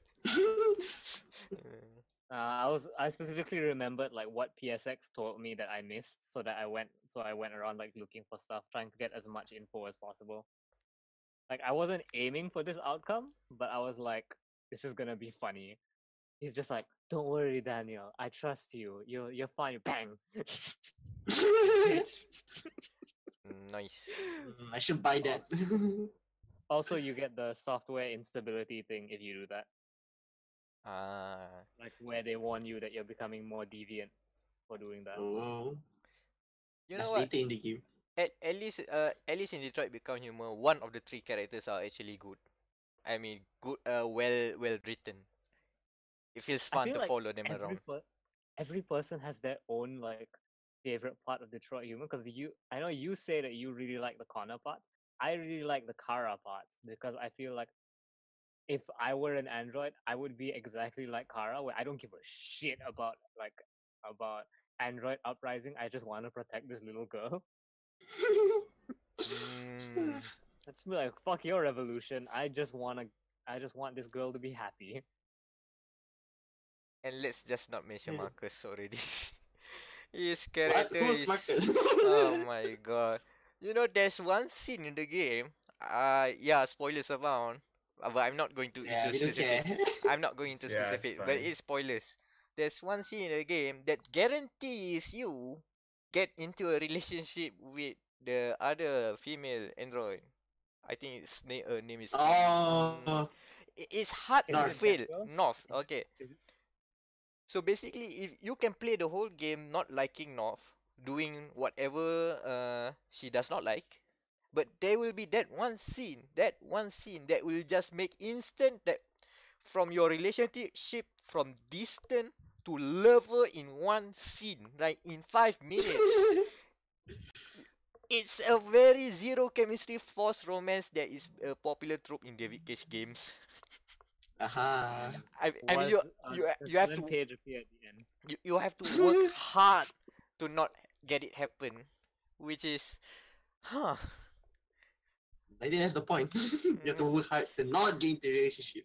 When people have to work hard to get their desired outcomes, but I think that's part of the appeal, I guess. For this, right? I'm not I knocking guess. it too much now. I think I can like I can enjoy Detroit a bit more now after I've accepted a lot of their some of the really bad stuff stories totally horrendous by the end. Cash, you know what we should do, Cash? What? We should like when you come back from the Wildlands, we should Yes. get like Detroit while it's on sale, and Okay. then just do like a long stream. Like you come over to my house and we do a long stream of Detroit until we finish it. Can we just do a deviant, like just deviant everything? Yeah, Can yeah, we yeah, can we we end the yeah, game? We can, right? yeah, Mm. we have to break it. We have to try and get like Oh yeah. as the Make basically. I everyone think dies. if you get Because everyone deviant enough, I think the plot becomes Blade Runner. You become Roy Batty, oh and my god. Harrison Yeah. Ford chases Nice. you. Yeah. Nice. I would love that. No, but I think that you can die as Connor, right? I mean, like You can die as him many times. many times, right? He keeps on just coming back, right? So essentially, isn't it's just the Dark Souls of, Yep. of David Cage Oh games? my god. Dark Soul, Detroit become hollow. Yes. Okay. But yeah, so that's how Detroit become human corner. Out, Corner. corner. Corner, Oh, corner. that's Corner, that's corner. horrible. That was fucking horrible. So yeah, after You know becoming human, how about becoming Captain Spirit? We move Okay on to lah, that one. another story. I, that is zero setup segue, but I try to make it work. That was good, man. That was it's effort. Okay, becoming Captain Spirit. Daniel, you've played the free. Apparently, it's a free prologue to Life is Strange 2. Yeah, but don't call it a demo to Life is Strange 2, which is coming in September. So get hyped for that. Okay, so what's And it about? it's about we play as this little kid called Chris. Mhm. He's an orphan living with his dad, who his mother is mysteriously gone. It is not well written, like is she died or did she divorce? So it's very ambiguous. But the dad is a spoilers. The dad is an alcoholic, and you have to do mundane tasks to help him while he has this the Chris, since he has his alter ego called Captain Spirit. So you can do either the chores the normal David Cage way, or you can do the superhero way. He's Ah, using this like this force power, like oh, it's interesting. I mean, it is by far the best storytelling for a demo I've seen and played. so it's better better. than Ground Zeroes. But then again, nothing beats Ground Zeroes as the best demo. There's like a damn fiddle. I was going to ask, is it better than Detroit's demo? But that's a good pick. So- Yeah, I think, and also I think they are just testing out the engine because this is their Dontot's first attempt to use the RE like UE4 engine. Wow, Yeah. that's the I evil think engine. that's the whole point of that. Yeah. Oh, UE4. Mm. Yeah, it was fine. And the lip sync is now better than Life is Strange. Yeah. Oh, thank God. And when did Life is Strange 1 come out? Uh, A couple of years ago, 2014? right? Yeah, Yeah, so I 3 think years ago. they're also releasing this just as a, yeah, you're right, to test the new engine, but at the same time they're making everyone they're reminding everyone that Life is Strange is still a thing. So they're just like, Life is Strange 2 is still gonna come. It's not gonna Yeah, come anytime soon ish, but here is a thing that you can look forward to, and you can still play for free, right? They dropped it for free, and yeah, it's all it's free. how long is the game? I wouldn't even say it's like a demo. It's like a full game, right? Like it takes a It's couple hours an to finish. experience. Yeah, it's like 3 hours. Yeah, that's long. Yeah. Hey, Yeah, for it's for a good experience. for free Yeah. 99, that's a pretty good deal. 3 hours for free Mhm. 99. Yeah. I Alright. think should I just spoil the Life is Strange part, or Yeah. Go for it. because Okay, one of the spoiler, yeah? Spoiler. articles spoiler. I know, I'm not sure it's spoiler or not, but one of the articles on the Dad's newspaper says that there's a problem in Seattle. Like there is a riot since Life is Strange was set in Seattle, so we're Oh. probably playing during the riots. Okay, hold on. Riots isn't. Wait. Okay, I thought Life is Strange was just like a kind of like a relationship. right? Right? No. It wasn't a Right riot. until the last episode. Right until the episode where the Seattle almost got destroyed thanks to Chloe's and Max misadventures. Oh, Yeah. It shit. escalated quickly. Yeah, accidentally. So this is like I think it's a repercussion basically. So it's nice. Mm. It's nice. Like I can just read it. Oh, so that's what happened there. Okay, that's cool. And I Yeah. think the trailer like show Max in some dark buildings. I'm pretty sure it's like don't quote me on this, but probably a secret base. Kept you waiting, huh? But is it So a, Snake comes in. No, she's Pass just like me. no, she's punished Max now. Punish me. better than the Chinese underground secret base? There's a pool. For those who know, they'll know. They'll clap. Mm. If Okay. if you got that joke, tweet at Necronos. And say I get that joke. I clapped. No, just put in the Captain America gif. I understood the reference. Yeah, I understood that reference. Uh, okay, after the pool. So yeah, so it's basically Life is Strange 2's prologue then. Yep, for Mm. for $3.99. Free 99. And yeah, if it $3.99. if you still it's free basically. It's on PC, would you Steam. would you say it's a good introduction to Life is Strange if you want to get into it, but didn't get the first one? So I mean, does it not episode 1 for really- Life is Strange is still free, so Yeah. Oh, okay, yeah, that's fair. Yeah, I didn't know that. Yeah. So basically, they just did it twice for the second game. yeah, you have two gateway drugs now. So more reasons to see how strange the life is. Alright, so it's free on Steam, PC, Steam PC that is, and PS4, PS4 and Xbox One. PS4 I don't think it's out on PS Store Asia yet at the time of our recording. But yeah, if you have a PC, go grab it there. It's free. Free. And yeah, free It's free and real estate. free real estate and It's free real estate. and so far sounds enjoyable. In- Unlike our next topic. Now that's an alley-oop setup. So yeah, the next game we are going to talk about, New Gundam Breaker. New Yeah, Gundam Breaker. that's what it's called. It's called New Gundam Breaker because they don't want to alienate fans of the series. So they decided to pull a Monsanto world and just be like, we're not going to put a number on it. It's called New Gundam Breaker. And boy, it's a piece of shit. It's a piece of shit. Now, first off, the Gundam Breaker games have never been great. Like I'm just gonna say it. But they have been good enough. That's the core mechanics of Gundam Breaker. It's just like I want to have my own like custom Gunpla. That's all they are, and they're good at that. They're not great games, but they're good enough. Apparently, Daniel, your friend, you said your friend is very into the game, and he described it to you. Can you like just narrate what your friend said to you? So imagine this, like yesterday, we went to our first class and he sat down next to me and said, "You know what? The new Gundam Breaker sucks." So I asked him why.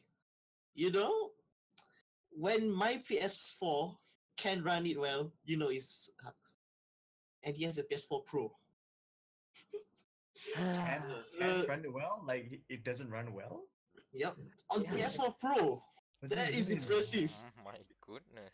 I had to look this up. Like I found someone's video review on YouTube, and like the game has like frame rate issues up the ass. Like it can stop for like up to 3 seconds at a time. Like it'll just pause. Oh, And this is the console goodness. version. This is the console version. Apparently, transitioning between menus is a pain as well. And game multiplayer netcode is really bad. Lots of lag. And just like, and even performance wise, like mechanics wise, because the game is about like the game. The core of the game is literally part of the title. In every Gundam Breaker game, there's always like a line of text under the title that says, "Destroy the big Gundam and build your own Gundam." That's the fun of the game. It's smashing a bunch of robots, taking their parts, and then using them to build your own, right? Hmm. This fucking game apparently limits how many parts you can carry at a time. You can only carry 6 parts, then you have to deposit it somewhere, and then you can only carry more. Oh god. They did Uh, a bunch. They did a bunch of like really shitty things along those lines, and the game's story mode, because all the games have a story mode, but they've always been just kind of like, we're not really gonna place focus on it. Story mode is what pisses me off, right? Because I would have loved the fucking story mode. It's a visual novel. You romance anime girl. You actually like the story branches off depending on which route you want. But That's a good title. the game itself is so shit. What the fuck? This is betrayal. Bandai. What the fuck? Compared to the last Gundam Breaker, how was the story mode handled? Story mode. The last Gundam Breaker was just kind of a shit story mode. It's Build Fighters. If you watch the Build Fighters anime, it's very similar to that, where it's just about like a girl who wants to do gunpla battle, and you're this stoic stranger that she recruits and kind of has a crush on, and you get into all sorts of wacky adventures, and the bad guy is like, I never knew the fun of gunpla battle. It's generic stuff. I can't remember his name though. There's this dude I really love in Gundam Breaker 3. He's like this tired professor dude, and he's just great. He's hot. Oh god. The previous 2 Gundam Breaker games had like a more Gundam-y plot where it was like an arcade game. And so like it had an actual like space opera plot, but they were in Japanese, so I don't know what the fuck is going on. Characters died in that one, so that was weird. And now it's a visual novel. I would have loved it if the gameplay just didn't suck ass. Also, it's 240 ringgit on PSN. What the fuck? Holy, That is that's more expensive than Persona 5 at launch. Yeah. At least and 219. Persona 5 has at least Persona 5 has Futaba. This game does not have Futaba. I have looked through all the girls. Futaba is not one of them. I think Why that's is just a criteria for games. I think, dude. Like, if any game doesn't have Futaba, you're just not gonna give it. It's not what you are only allowed to exceed 200 if you have Futaba. No Yeah. Futaba, no. 0 out of 10, no Futaba. Yeah, that's your new rating for all games now. Just no Yes. Futaba out of 10. Yeah, no Futaba out of 10. What the fuck? The fuck, Bandai? Like, how do you fuck up the most simple? Like, this game is so easy to make a cash grab out of. Just I make agree. it fun to beat up robots and have Futaba in it. No, you didn't do either of those. Maybe if Bandai want to save money, you should just sell the visual novel part as a separate game. Did I do that? I'd do play that. that. I would I'd play totally that. play a Build Fighters visual novel. Dude, Hell yeah, Build man. Fighters has like some insane waifu bait. Like, they started making model kits of all the waifus in Build Fighters. Like, I shit you not, I'm going to send you some pictures right now. They're like they recently first they had like the normal like sporty girl. Hold on. I'm sending you guys vamp while I send you these pictures. Yeah. As I said, if they just replace the awful third person Gundam Breaker gameplay with just like CGI shots of the Gundam battle, I think it would sell much better than what it is right now. And then right now I'm seeing the picture and wow. Wow. Well, I'm not a Gundam fan, but wow. Okay. Well. Oh my goodness, this is a thing. Holy man. I don't know if I want to build this thing.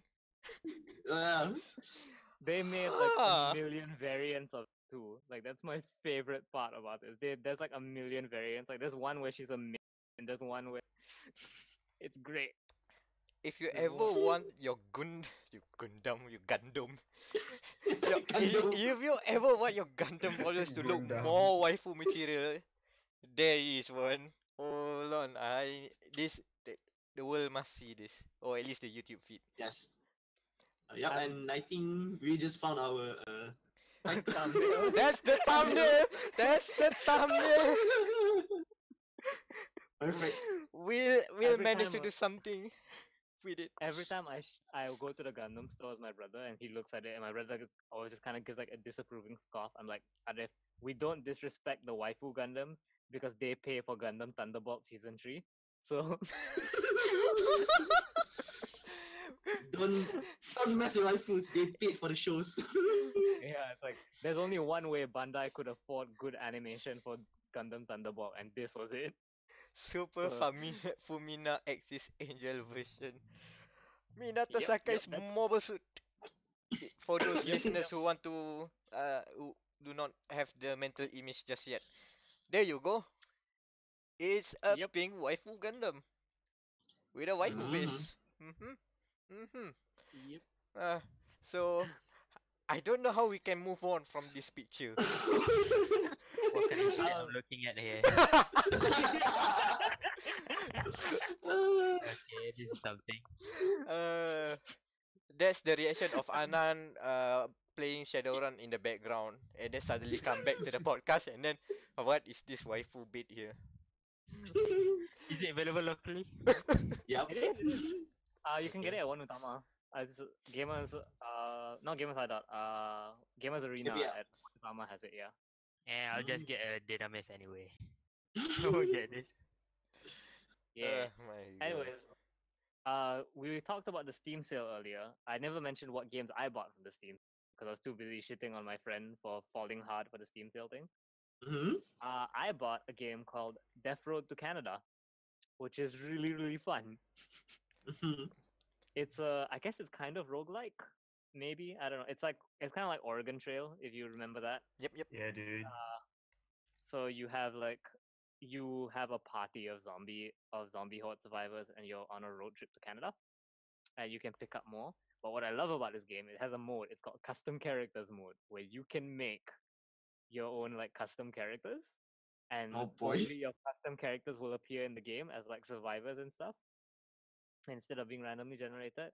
So I made #GM goes to Canada. Well, that's our road trip. Yep. Yeah, because we were talking about wanting to go to. Oh, that's a future topic. We'll get to that later. But Mhm. so, I started the quest with me and Meck because you have 2 players at the start. So it was me and Meck, and then we got to an area. There was a fire. We tried to escape. We got hurt, and then something happened. I was the first to die, essentially. So I died a horrible death, eaten by zombies. And then Meck found Kash, Danial, and Anan. Oh, I was in. And yeah, I made you in as well. Oh, And who knows? then we got to another area, and Meck died. Meck died horribly. He was overwhelmed by zombies. Then freedom. Kash died. What? Kash What? was like- How? Cass was like trying to hold off a horde of zombies as well. Basically, I Okay, learned okay, very well. I learned like very well in this game that don't try to kill zombies. Like avoid them if ever possible, and don't spend too long raiding because the zombies just pile up. Did I like die heroically trying to like No, you kind of and died then- like a oh. bitch. Huh. And then Anan and Daniel died like 2 raids later or something like that because we ran out of bullets. Mhm. So we never got to Canada. It in. Oh, yeah, also we lost the car like halfway through.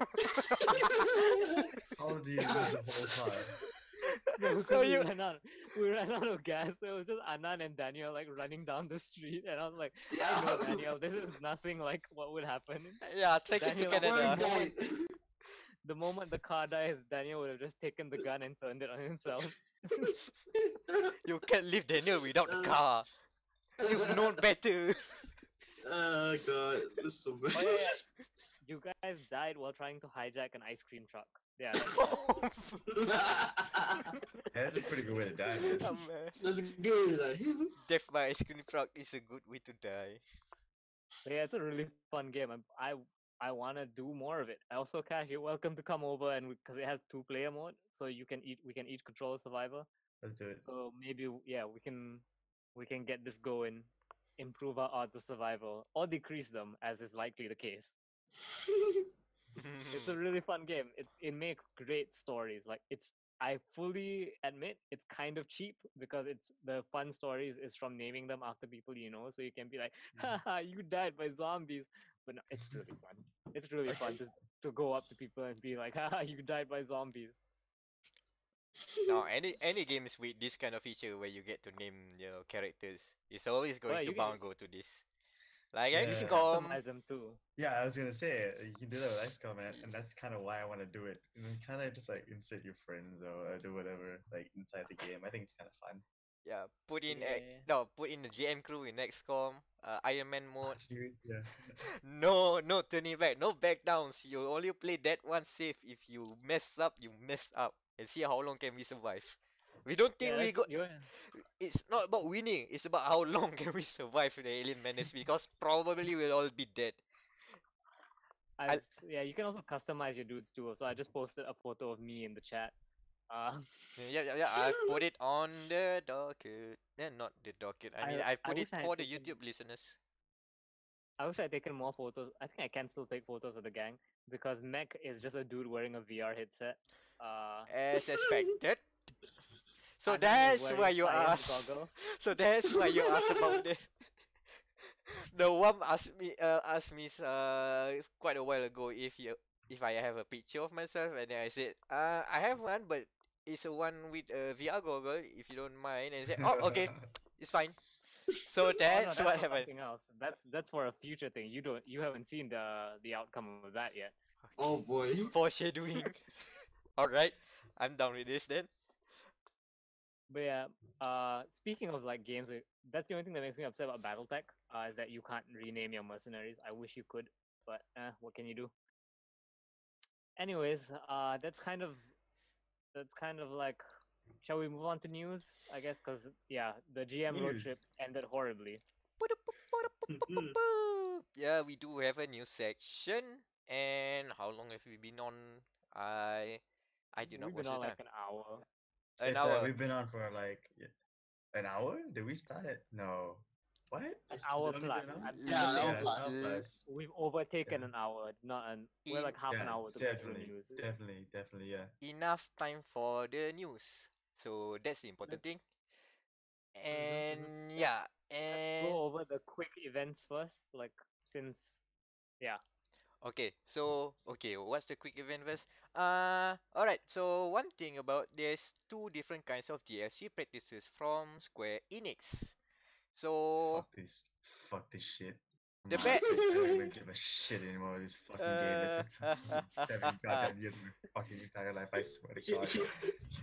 as you can hear from Kash's ramblings, the bad news is Kingdom Hearts 3 has DLC planned. No You season know what, pass. you know No what? season pass, but just- there's DLC. I just don't give a damn anymore. Like, you know, it's gonna be like, oh, hey Sora, you wanna buy some of my fucking DLCs? Fuck you. I don't give a shit. hey Sora, what loot box? Yeah. Oh my god. What is Mickey Mouse impressions? I was hoping for a Donald Duck one. Okay, so so like okay, you think about it again in that Famitsu article because this comes to interview, right? If I'm not mistaken, like an article about interviewing Nomura about what he plans to do post the game launch, and there was a previous interview as well pre to that Famitsu article that when asked about it, he only said that okay, maybe we only want to do like aesthetic stuff. We want to do something like what we did in 2.8 Fragmentary Passage, which was you can find stuff around the world and change Aqua's clothes and crown and stuff like that. So at that point in time, we only thought that Nomura would do something for Sora's hat or something, maybe even DLC Keyblades, which I would have been okay with. But now that there seems to be more plans for content, and I just don't know because this is just like a slap in the face Episode because we've always Roxas. because I yeah it's just it feels just wrong and I'd rather them delay the game He just screams Final Fantasy 15 than again. yeah I exactly because I mean I'm like a KH fanboy through and but I think that the game's gonna suck. I think it's gonna be horrible. I think it's gonna be incomplete You see, if because you think the game's good, you're not a real fan because a real fan just said it's gonna suck. I just think that when it comes out, it's gonna be incomplete. I mean, technologically wise, it's gonna be bad as well, and it's just gonna be incomplete overall. And I just have that fear because then they're just gonna use the DLCs as an excuse to complete the story, and I don't Hmm. think that it's gonna be done with Kingdom Hearts 3 at all. And it just angers me that this is just another cop out for them because if they say that, oh, you know, we're gonna invest in it, it doesn't really give like the fans confidence. Because if they go, okay, we are going to do DLC that has content like gameplay content and story content added onto it, it already, you know, you just feel like, oh, they got this job at launch. And January Yeah. 29th isn't that far away, right? And what we've seen is, uh, has there even been demos Nope. in E3 and stuff like that? No, right? It's only just been gameplay and Hmm. weirdly stitched together trailers, right? Without any So sound.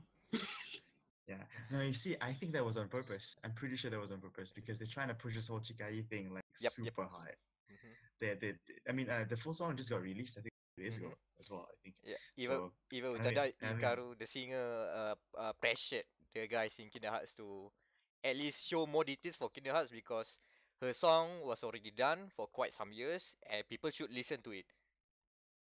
She so pressured that's Kingdom Hearts why. 3. She pressured the development team to That's so complete Kingdom fucking. Hearts 3. Could you imagine? Oh my god. I'm so sorry. I'm so sorry, Hiki. You don't deserve this. Yeah, no. That sounds good though. But the way they cut the trailer. Yeah, the way they cut the trailer was bad. But at the end of the day, Kingdom Hearts 3 3 DLC. Um, uh, am I gonna hate it? Yes. Am I gonna get it? Most probably. That's just Most where I'm at right now in my life. You know. most important thing though, like if they want DLC and to still come out like the good guy, made outfits for Sora, Goofy, and Donald. Go full Atlas on this shit. Oh, My only maid question is, outfits. Okay. Maid cafes is can it? I have Alright. can I have a DLC where I can romance Goofy? That's all I want. Oh, huh? Okay, Sora? I'll Hey, help Sora. you raise Max. Yeah. I Yeah, know. yeah. Gosh. Oh So my. that was yeah that was my mini rant about Kingdom Hearts 3 DLC. So yeah, to wrap that up as well. Yes, Kingdom Hearts 3 DLC is mostly going to be planned. Sorry, is most probably going to be planned, and it's most probably going to be gameplay and like story content as well. Oh, you think So it's gonna be Marvel World? You think they're gonna add Marvel World as The DLC? MCU. no, Nope. no, no way. Highly There's no way unlikely. it's gonna be Marvel. Yeah, yeah.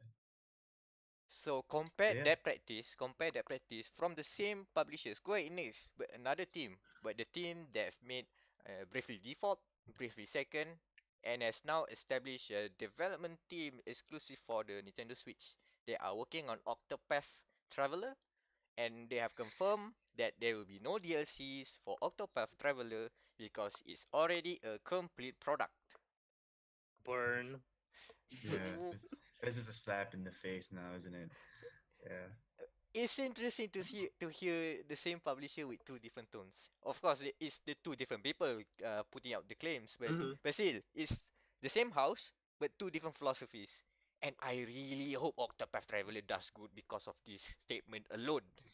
Because this, It's Is it only going to be on the Switch? yeah, it's a Yeah. Switch Yeah. exclusive. Ah, Again, exclusive. As they... and from the looks of It's, it, I love. No, no. While we're bashing Reggie, I just love that meme.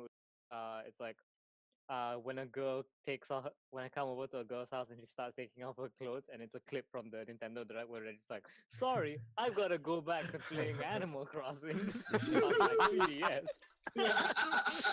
that's a strong, that's a strong one. Oh, Reggie.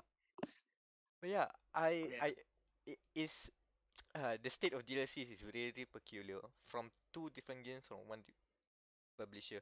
So hopefully things work out for the fans. And next on the news, okay, another 142 and 241 is remember from software. Of course, we remember from software. They had a very good E3. Mm-hmm. And they My God. so they announced three different games. And yeah, and one of them is Metal Wolf Chaos XD, which is very popular around here in dia.log Game Matters podcast. Yep. Michael! Richard! Richard! Can't wait. It's a very strong game. And then we have more, we say something more familiar to Dark Souls fan, Bloodborne fans, which is Sekiro Shadow Dice Twice. And there's also another game called Deracine, which is remember when we did the E3 extravaganza show, we sort of scoffed at it. What's this? What is this weird thing that From Software suddenly want to do a VR game? What? But then, Darasini. but then, but then, there's a new article, a new interview with From Software's Hidetaka Miyazaki. Is that the red guy? Yeah, Right. Hidetaka This- Miyazaki. Yep. Yep. That's right. So that interview basically name drop one game from Software's past we say long backlog of games they have done, and then suddenly Deracine makes so much sense. Because remember that one time I said that From Software made a very peculiar game called The Adventures of Cookie and Cream, right?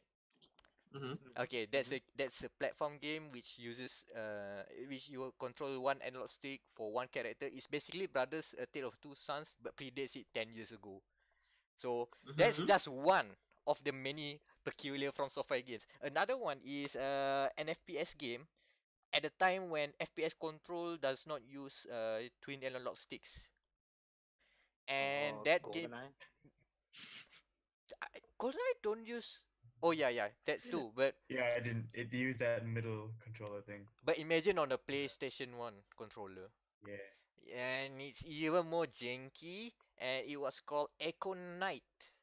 So I remembered this game, unfortunately very creepily because oh my god, the game is supposed to be like an atmospheric adventure game, but the cover, at least the bootleg version that my dad bought, is it's those time where bootleg things are a thing. There's a picture of a very pale white woman in a red dress, and she looks very pale. I don't think there's pupils in the eyes. So a 7-year-old me would be very terrified looking at just the cover. But then you see the CD, which is a negative of that picture, is even more scary. I remember the times where I want to scroll over my jewel case to see all the many hundreds of PS1 bootleg games I have. I have to skip one page very quickly. Oh no, I don't want to see this. That's the stuff of nightmares. So basically, back on topic, Echo Knight is basically that. It's an adventure game. It has finicky controls, FPS, and it has a storyline where you piece together the events. So you go to this item, and then you relive some moments. And then, oh, this part of the story reveal itself. And then you find another item, and then, oh, this piece of memory happened, and you have to play through it. Sounds familiar? It's the same sort of concept where you know how people like fans of Dark Souls and Bloodborne. Okay, I can see Wam and Kash are very into it, which is environmental storytelling or storytelling with items. So yeah, so Deracine is basically going to those kind of routes. So yeah, that's pretty interesting. Even though I don't think it will be blowing up like Dark Souls. I don't think so. But No man, people are gonna start calling things the Deracine of. the adventure games have to follow Deracine of- Deracine. The Deracine of adventure games. No, David Cage have to follow the Deracine's format after this. No, they did that. Making the Deracine grow. They did that. Beyond Two Souls. No. No. Oh. No. Bad idea. I take it back. but basically, yeah. I'm glad that From Software are doing something. Different, right? They're diversifying. They're branching out a bit. I Yeah, think it's very good. I mean, like Yeah. even just from it's Sorry? it's Yeah. different, but at the same time, it's the thing that From Software used to be known as. Before they were known from Armored Yeah. Core. Before that, Yeah, they are exactly, like exactly. very weird games. And No, Yeah. it's cool that From Software is like they're so diverse, but all their games share the same core, and it's kind of like it's very well protected. Like it's almost you call it armored. No, it's don't. Yep. And come on, Miyazaki, don't be a pussy. Make a new armored core, So please. so another piece I of the think interview. German kalah. What? That's a good. German kalah out of. Oh, okay, breaking news. German lost the World Cup. Yeah, Alright. Germany lost. Oh Yep, yep. goodness. So yeah, it's World Cup season now for those listening in. So yeah, Wam set up the story. So a few years back, Hidetaka Miyazaki told specifically that in From Software there are three projects being worked on. Two of them are new IPs. And then one of them is basically Armored Core. But then when the announcement of Deracine appeared, people start to assume that there will be no Armored Core. Because the three games are, as we saw at E3, Metal Wolf, Deracine, and Sekiro. But the interview said that Miyazaki confirmed that Deracine was not included in the three games they announced a few years back. So Deracine is something new. So this is the fourth game. But when asked about is it Armored Core, he declined to comment. He declined to You know why? comment. Mhm. You know why he declined to comment? Because the way he's gonna announce it is at Gamescom or whatever, right? Sony's gonna have a press conference or whatever, and then the roof is gonna collapse, and he's going to be in a mecha, and he's going to be like, "By the way, guys, I made a new core, Oh and my I got all this money just from pre-orders. Like I got this mech just from pre-orders." You know what? I have a mental image of Miyazaki. No, Miyazaki's head on an Armored Core mech. Yep. Okay, put it Yep, next yep. to the waifu Gundam. Oh yeah, have a waifu mech, but with the armored core backpack and Miyazaki's head on it. Yeah, perfect. Uh, either that or duo. I'll figure it out. But yeah, that's the story from Software. I will never be tired of saying from Software. Right? Mm-hmm. The next on the topic, I hope this one is a quick one as well because it's about suing someone. So, Mhm. do Oh you yeah, know? the greatest self-own in history. Yeah. It's the best. It's the best story in the docket for me. So basically, you know that there's a mobile game based on Westworld, the HBO TV series that is out now. It's just in there. And yeah, and apparently someone is crying that the game is a blatant ripoff. And Is whoever it it is, PUBG Corp? Is it? apparently it's the second most litigated publisher in the world. It's Bethesda. Uh, Ooh. and Bethesda has a very long history of suing other developers. They sued Mojang, the Minecraft guys. Mojang. Oh yeah, I forgot about that. Yeah, it's Moyang. Yeah, and that game was called Scrolls.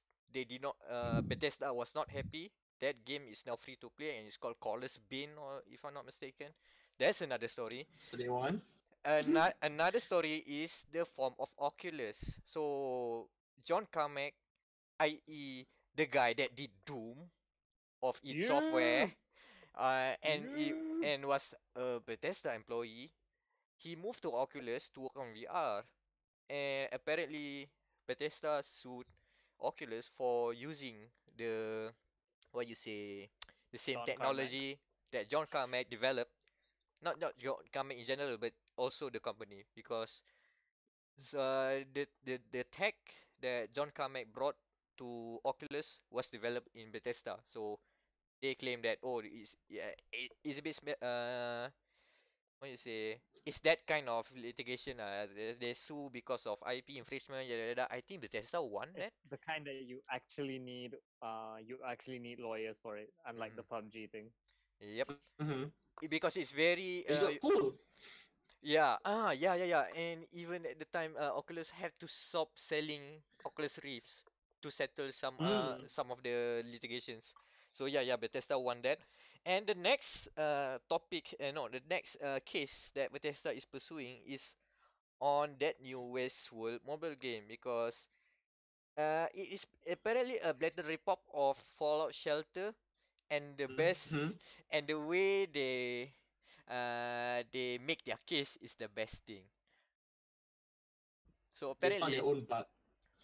yes. They found their own bug. You know what? That's our bug. Yeah, they recognized a bug in the code. It was like, hey, you're using the code from Shelter. Of all the things Bethesda is known for, of course, you can see at the E3 press conference where they self-own a lot. And yeah, this is basically part 2 of the self-owning. It was like, hey, you can't make buggy trash. That's our job. Okay, let me just read part of the document here. So the developer in question is Behavior Interactive, and they were work for hire when Bethesda started Fallout Shelter. But of course, they just what you say, it's like contract work. So they do this part of the job, and then they leave, and then Bethesda cleaning up. So basically that's thing. But apparently Behavior took the codes that was supposed to be only owned by Bethesda, but they took that code and run with it and made Westworld with Warner Brothers, another big publisher. So okay, here's the quote. Behavior's breach of its contract with Bethesda is evidenced by the gameplay of Westworld, which uses the same copyrighted computer code created for Bethesda Fallout Shelter game. Behavior's use of computer code owned by Bethesda to develop Westworld even included the very same bugs or defects present in the Fallout Shelter code. Okay, so this is a bit technical, but I'll just read it anyway. For example, the demonstration version of the Westworld game includes a visible software bug or code defect present in an early version of Fallout Shelter code delivered by Behavior to Bethesda during game development. This software bug appears when a player starts up the demonstration version of the Westworld game. Specifically, the view is out of focus and the scene that appears is far to the right and below the targeted landscape image. It is as if a camera capturing the scene had been inadvertently pointed to the lower right foreground and then slowly refocuses on the central image. It's a very specific bug that only Bethesda knows. Self-engineered for detection. I'm not surprised Bethesda doing that. in the event, not like burn Warner Bros, they burn themselves. So, congrats, Bethesda. They already self-aware at this point. They know.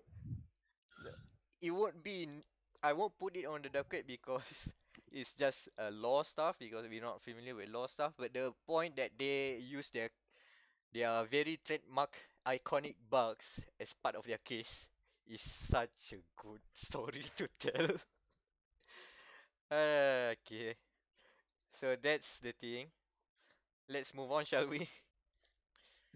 Uh, so I think this should be another short one. Minecraft crossplay. Yeah, that's Oh. genuinely exciting. Yes. Minecraft is coming to Switch. And honestly, like that's like Basically Minecraft Switch edition was a thing, but recently Minecraft they basically have a very large update where they basically change the whole. They are moving away from the basic the Java codes that started the game and into a different version. It was called the Bedrock update or the Better Together update. So basically, for Nintendo Switch owners of the game of the Nintendo Switch edition, you get basically a new game called just Minecraft to download, and that allows crossplay with various platforms, including the Xbox One, mobile devices, iOS and Android, even VR, not PS4. Not PS4. Wink, That's the wink. funniest thing. Mhm. Everything except PS4. Nope, not PS4. Oh God, I really wish like PS4 would unjam the stick out of its ass and just enable crossplay, because you know it's possible. Yeah, of course. Mm. But they're not gonna cannibalize their own niche. No, They're never gonna do that. they're already doing it though, because everything else has crossplay enabled except Sony. But it goes with their brand and exclusivity, right? Well, So that's maybe they what should that's ditch entire the shtick is. fucking brand, because if your brand is to be shit, then maybe it's not a great brand to have. No, I agree. I think that is bad. I think it's just stupid. Everyone should be able to be entitled to any game that they want to play. But I mean, I obviously, was which like, sells more consoles, right? yeah, but Mhm. it's kind of like an adaptability thing. Like, if you see that the rest of the market has embraced crossplay, you're not going to lose console sales by embracing crossplay. You're going to lose console sales by not embracing crossplay, because Yeah. guess what? You're not the console that no one can play with.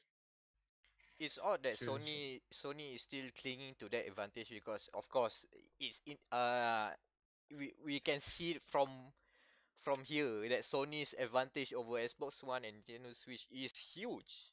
And so basically these two scrappy underdogs working together, nothing lah. It's not that much to the Sony's eyes. It's pretty understandable. But then you can see that people are already chiming out with Sony. Oh, please bring crossplay. Please bring crossplay. We don't want our Fortnite accounts to be exclusive to PS4. Yeah, it's a PR nightmare. It's And even Sony's response to the whole crossplay thing is to not say about crossplay thing. It doesn't bring a good look to Sony. They are yeah, it's leading, but they are going down. They are tanking their PR with this move. yeah. Just take the crossplay. Like, don't be such a bitch about it. You know. Uh, I have something to say about it. It reminds me of the uh Valve. Is it the home streaming app on mobile, right? You know. On Apple? Yeah. Yeah, Apple Oh, banning that the thing. Vive. Okay.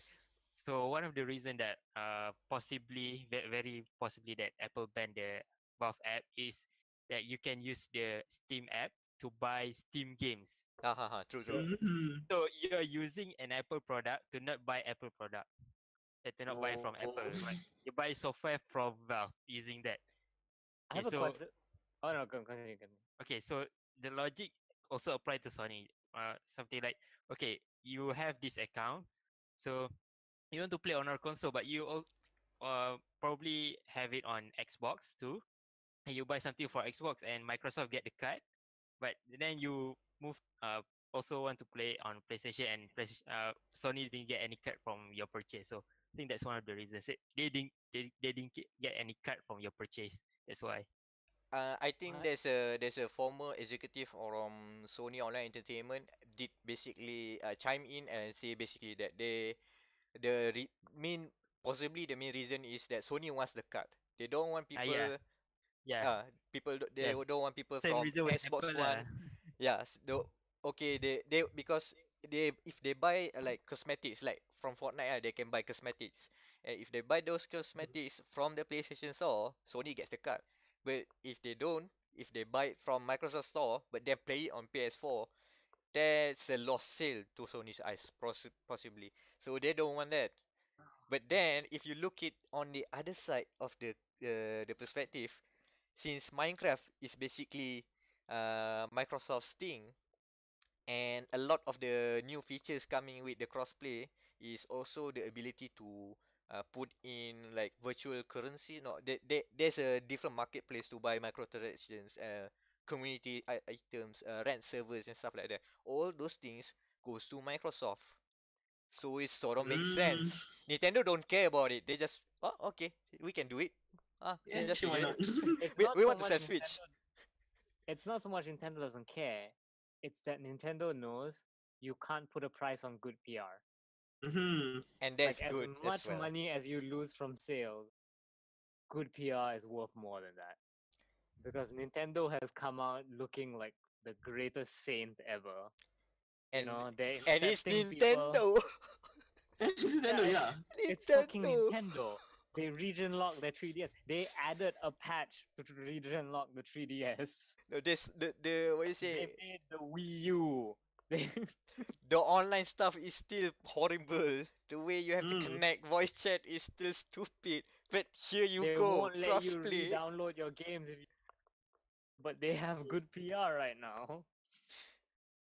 Like Sony, buddy. Yeah, Anan, go. Yeah, and they also want to copyright claim YouTube videos that review their games without your permission. Yeah, yeah. Forgot about that. Oh Forgot my that god, the Nintendo. YouTube. Oh my god. And here, crossplay because okay. Like, read the room, Sony, please. Everyone's moving to cross. Just move to crossplay. The PR will be worth it. I promise you. I promise you. Before we move away from Sony, by the way, just quick update. The PlayStation US has revealed the July PlayStation Plus games. We don't know if Asia is gonna get it yet or not, but tentatively, Heavy Rain and Absolver.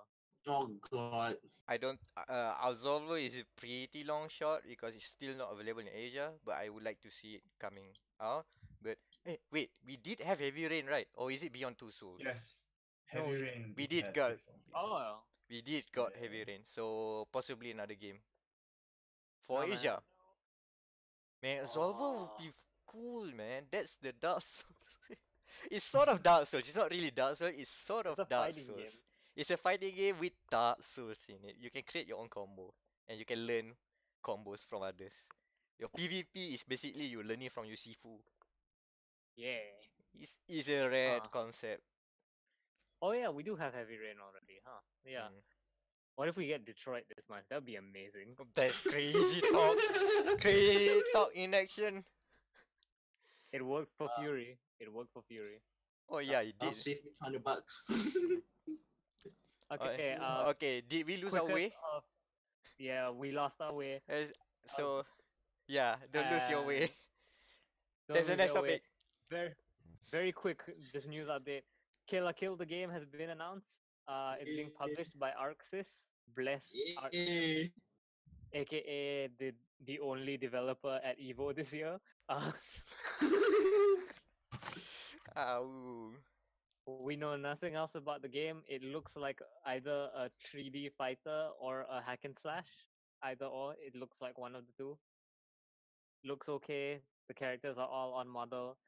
No word if Best Girl Nonon is going to be playable. I hope so. If not, 0 out of 10. She's worst girl for me. No, man, she's Best Girl. That voice, man. That voice. See, this way we have this game. We can now battle to the death. Exactly. I can find out whichever attack makes it go "Nani and and just spam that over and over again. We got a Great. clean rip for that one. Oh, we can use it for other purposes later for our soundboard.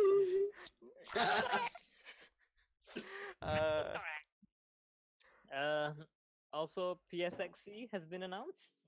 Yeah. I'm just going through the thing. Yeah. We've announced it's happening. We don't know where it's going to be. Daniel says maybe Bangkok or Jakarta. So please fund our Kickstarter so we can go. Because we like to go. And get lost 5 minutes in. One night Get in lost Bangkok and then take get Anan to a lost. strip club. Hey, if you fund our trip, we'll travel vlog. We'll do Yeah, a 5-part travel vlog series about his adventures in Bangkok. Yeah. We'll meet Murray Head. We'll get a photo with Murray Head if we Yeah. go to Bangkok. We'll go visit Soekarno's tomb if we go to Jakarta. We'll shield all your social media accounts for every minute. Yeah. We'll be like Justin Bieber when he went to the Anne Frank Museum. We feel like Soekarno would have listened to that. Oh my God. And maybe video games if you have the time. If you And have the maybe time, video that is. games. Not like we're a bunch of fucking addicts, except we are. Yeah. Yes. Let's move on to the last thing on the show. Yeah, video game Mhm. addiction is a thing. Okay, so sorry if this is a very warm heavy podcast. It's just that I wanna like I wanna complain about like how this story is being reported Hmm. because a lot of news sites are jumping on the zeitgeistiness of it. Of course. Basically, Newspaper niche. the World Health Organization has classified video game addiction as a Mental mental disorder. illness. Mhm. IG-11 to be specific, right? I don't Right. remember the specifics. Yeah. But then, because of that, a lot of conservative media is using this as their video games are bad for you context. which So I think which they've always done in the yeah since the conception of video games and since Mm-hmm. it's yeah. that violent, it's always been So done. I think it What's was the the guy? Jack Guardian. Thompson? Yeah, Mm-hmm. yeah. Rest in The- peace. No, he's still alive, but rest in peace. Yeah, Let yeah, him rest in yeah. peace. yeah. So basically they're doing this, and so because of that, a lot of smaller news outlets are now being like, oh, people are saying video games are bad for you if you play for whatever. Shut up. So if you actually read the thing, like the levels of video game addiction you'd have to classify as a video game addict are like only 4% of gamers actually exhibit these symptoms. Yeah. So basically, all you guys are fine. Anan maybe not because he did spend his master's allowance on video games. I And think he's he's still an playing addict. Shadowrun Yeah. while we are recording this. Yep. Yeah, well, Yep. literally. Now, Quick but to update: add on Shadowrun. that, right? Shadowrun still running. But to add on that, right? I mean, conservative media has always used all these not say half-assed, but never reported the full story. So Yeah, for half example, truths. they're half truths because, like for example, when they've always said that video games increase aggression and they make you more violent and they teach you bad things and all these kind of studies that were found, studies in air quotes, by the way. Most of these studies have actually said that you're only likely to be more aggressive and more violent if you have a predisposed condition in the first place.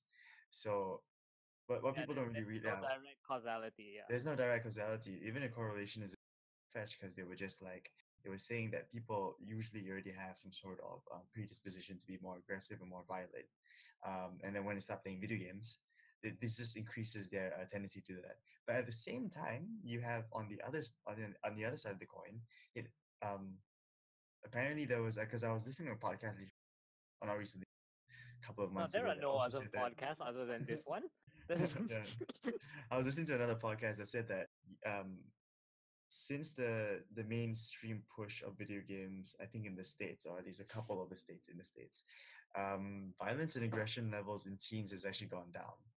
They hypothesize that it's just an outlet, right? I mean, people and the games that are coming out now have actually been, sort of good at teaching that violence is not the answer most of the time, right? I mean, you have you have Telltale games that have all these games that kind of show that sometimes pacifism is like the right way to go, and Yep, it's just like interesting. Doom. Yeah, specifically Doom.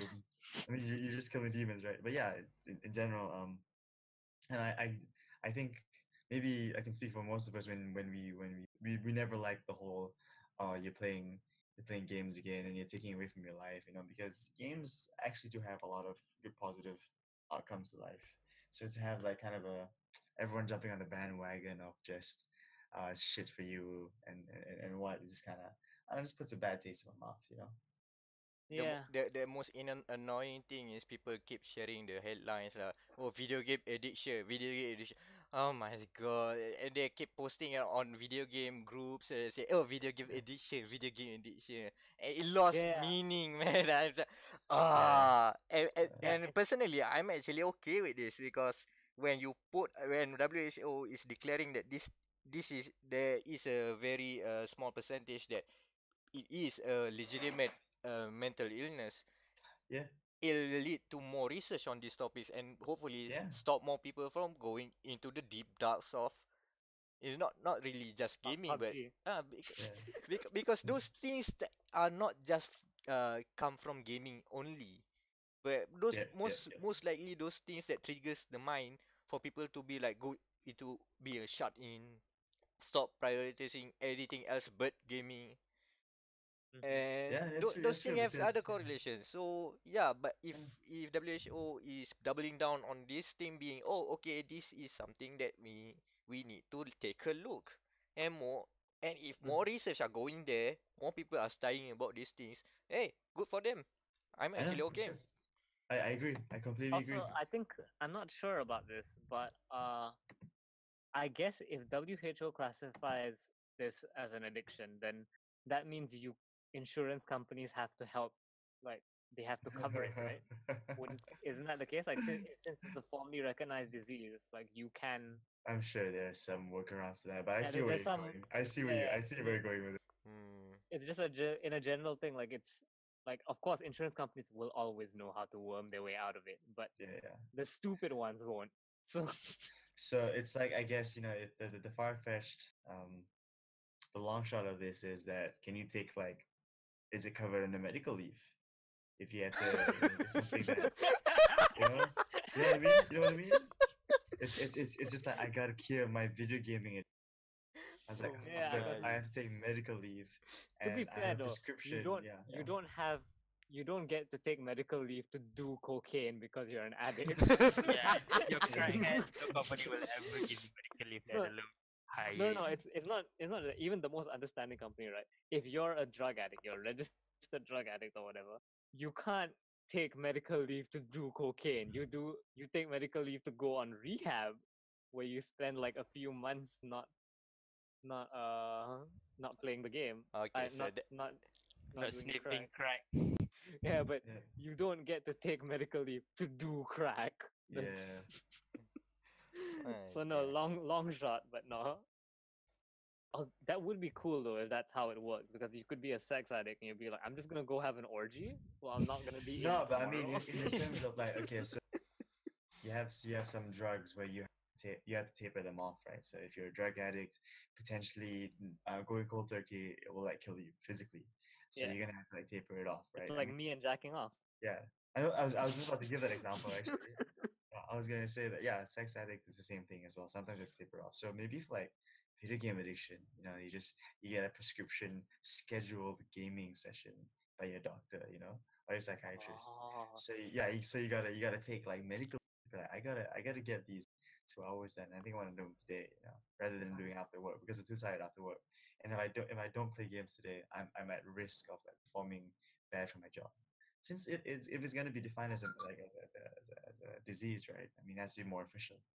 I don't know. mhm. Just thoughts. So I can Yeah. just imagine a therapist like you can play video games, but only David Cage games. Yeah, And I you're was Oh like, gonna by say, the my end of it, you hate. God. No, that's the worst kind of prescription.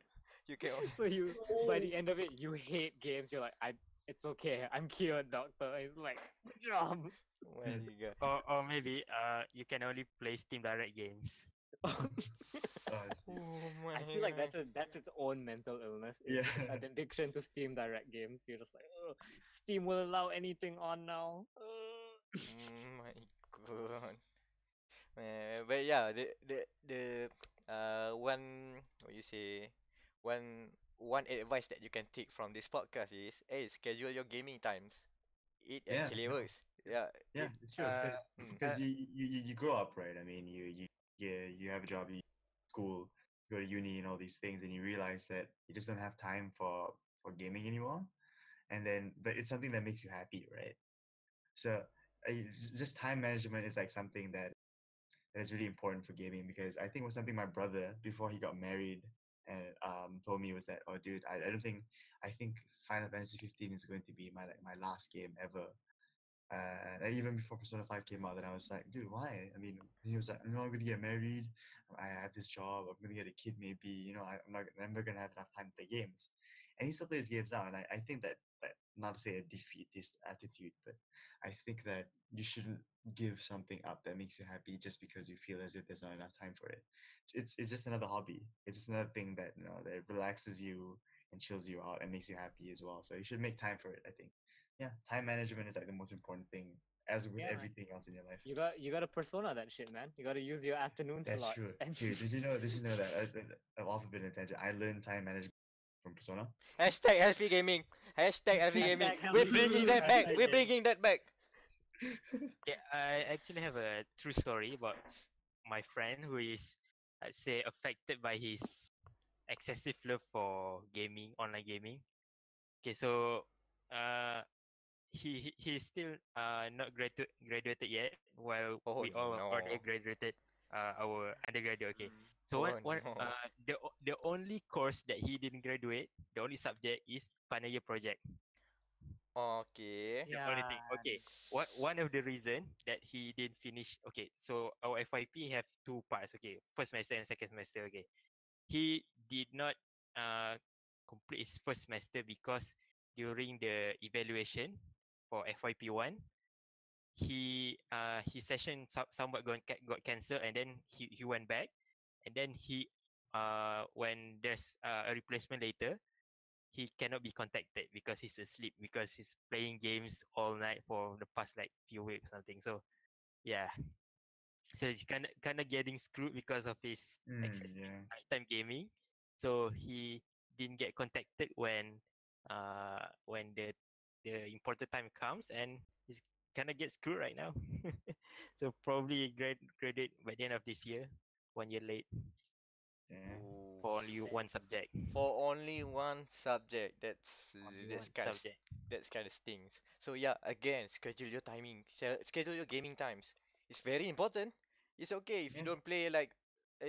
It's okay if you want to play like 4 hours on one go. It's fine, but Just you'll plan to do it. Yeah. plan to do Just it. fun. Find a way to get enough sleep back. Find a way to manage everything back. Make sure you've done all your tasks first, or it's better to do that so rather than delaying it. So yeah, The, Yeah, the, this is a special message to those addicted gamers who play uh let's say games like Dragon S, Dota, and maybe Hon, LoL or something that have long session of gaming.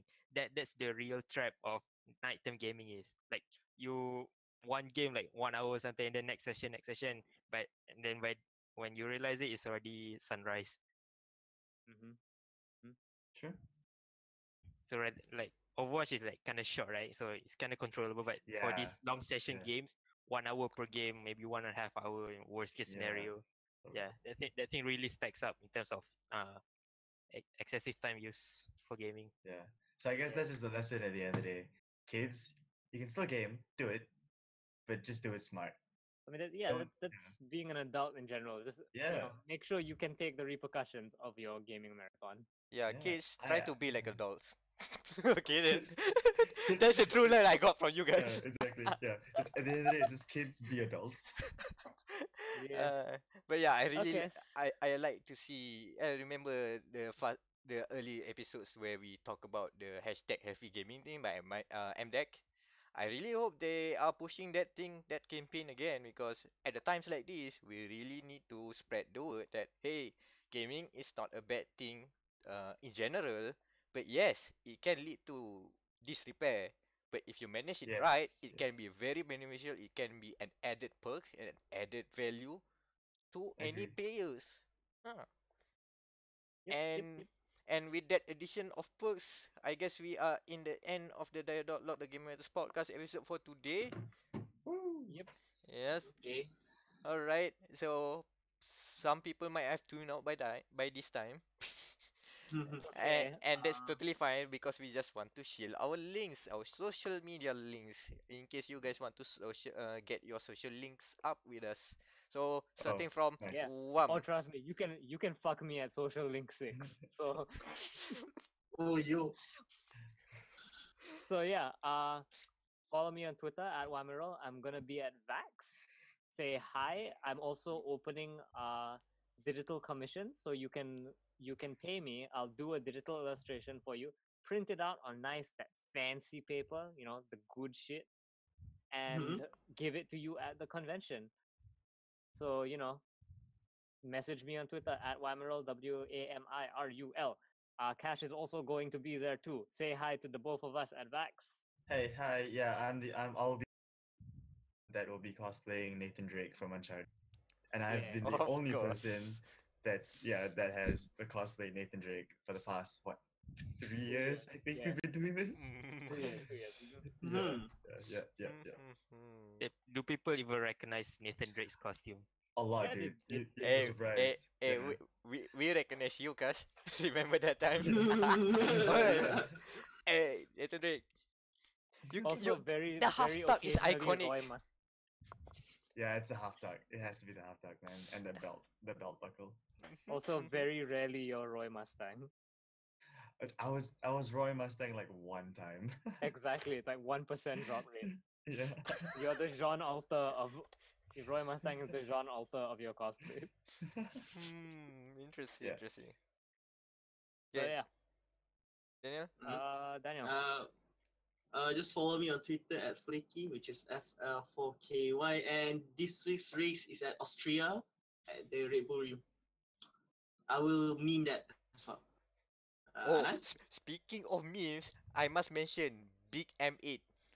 Big M8. Big mate. An absolute unit. It's a large BMW M8. Just Google that. Oh, I will not give any more context. You just Google that. That's the best meme. An absolute unit it is. Okay, Anan. Yeah, you can follow me on Facebook, and also I have a Twitter account too, but I did not use it for Ooh. social. I only use it for my final year project to retrieve tweets from the API. And also for cybering. He also cybers people. Who says cybers nowadays, dude? No one says cybers people anymore. Obviously, you're What are someone you who talking doesn't about? cyber.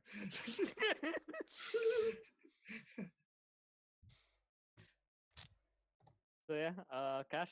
Kash, uh, your yeah, social links. yeah, it's in my Social. social links. I'll go at social link one. I'll die for you. Come again? What's it called? My you can follow me on Twitter, I suppose, at Mehwu MEHWW. I don't really post anything except trash memes, and every once in a Same. while I'll go on a rant about science. That's about it. If you want to find me in real life, I suppose I do open mics every once in a while at like the B and whatnot and shit like that. So music is Push high something I also class. like to do. Yeah. So yeah, that's about it. I don't really have an brand. So yeah, maybe this is a start. And then it's a good start it is. Or a bad start, depending on how you look at dia.log. And last but not least, you can find me, Amirul Mekronos Ashraf. That is Mekronos Mekronos almost everywhere. But do find me regularly on Twitter. And this is dia.log, the Game Matters podcast. Thank you all, and hopefully the next waifu would not be another Gundam. Oh man, you gotta get Jack the Ripper in Gundam form. Hmm. No, you're putting more things I need to do on the podcast. On the thumbnail now.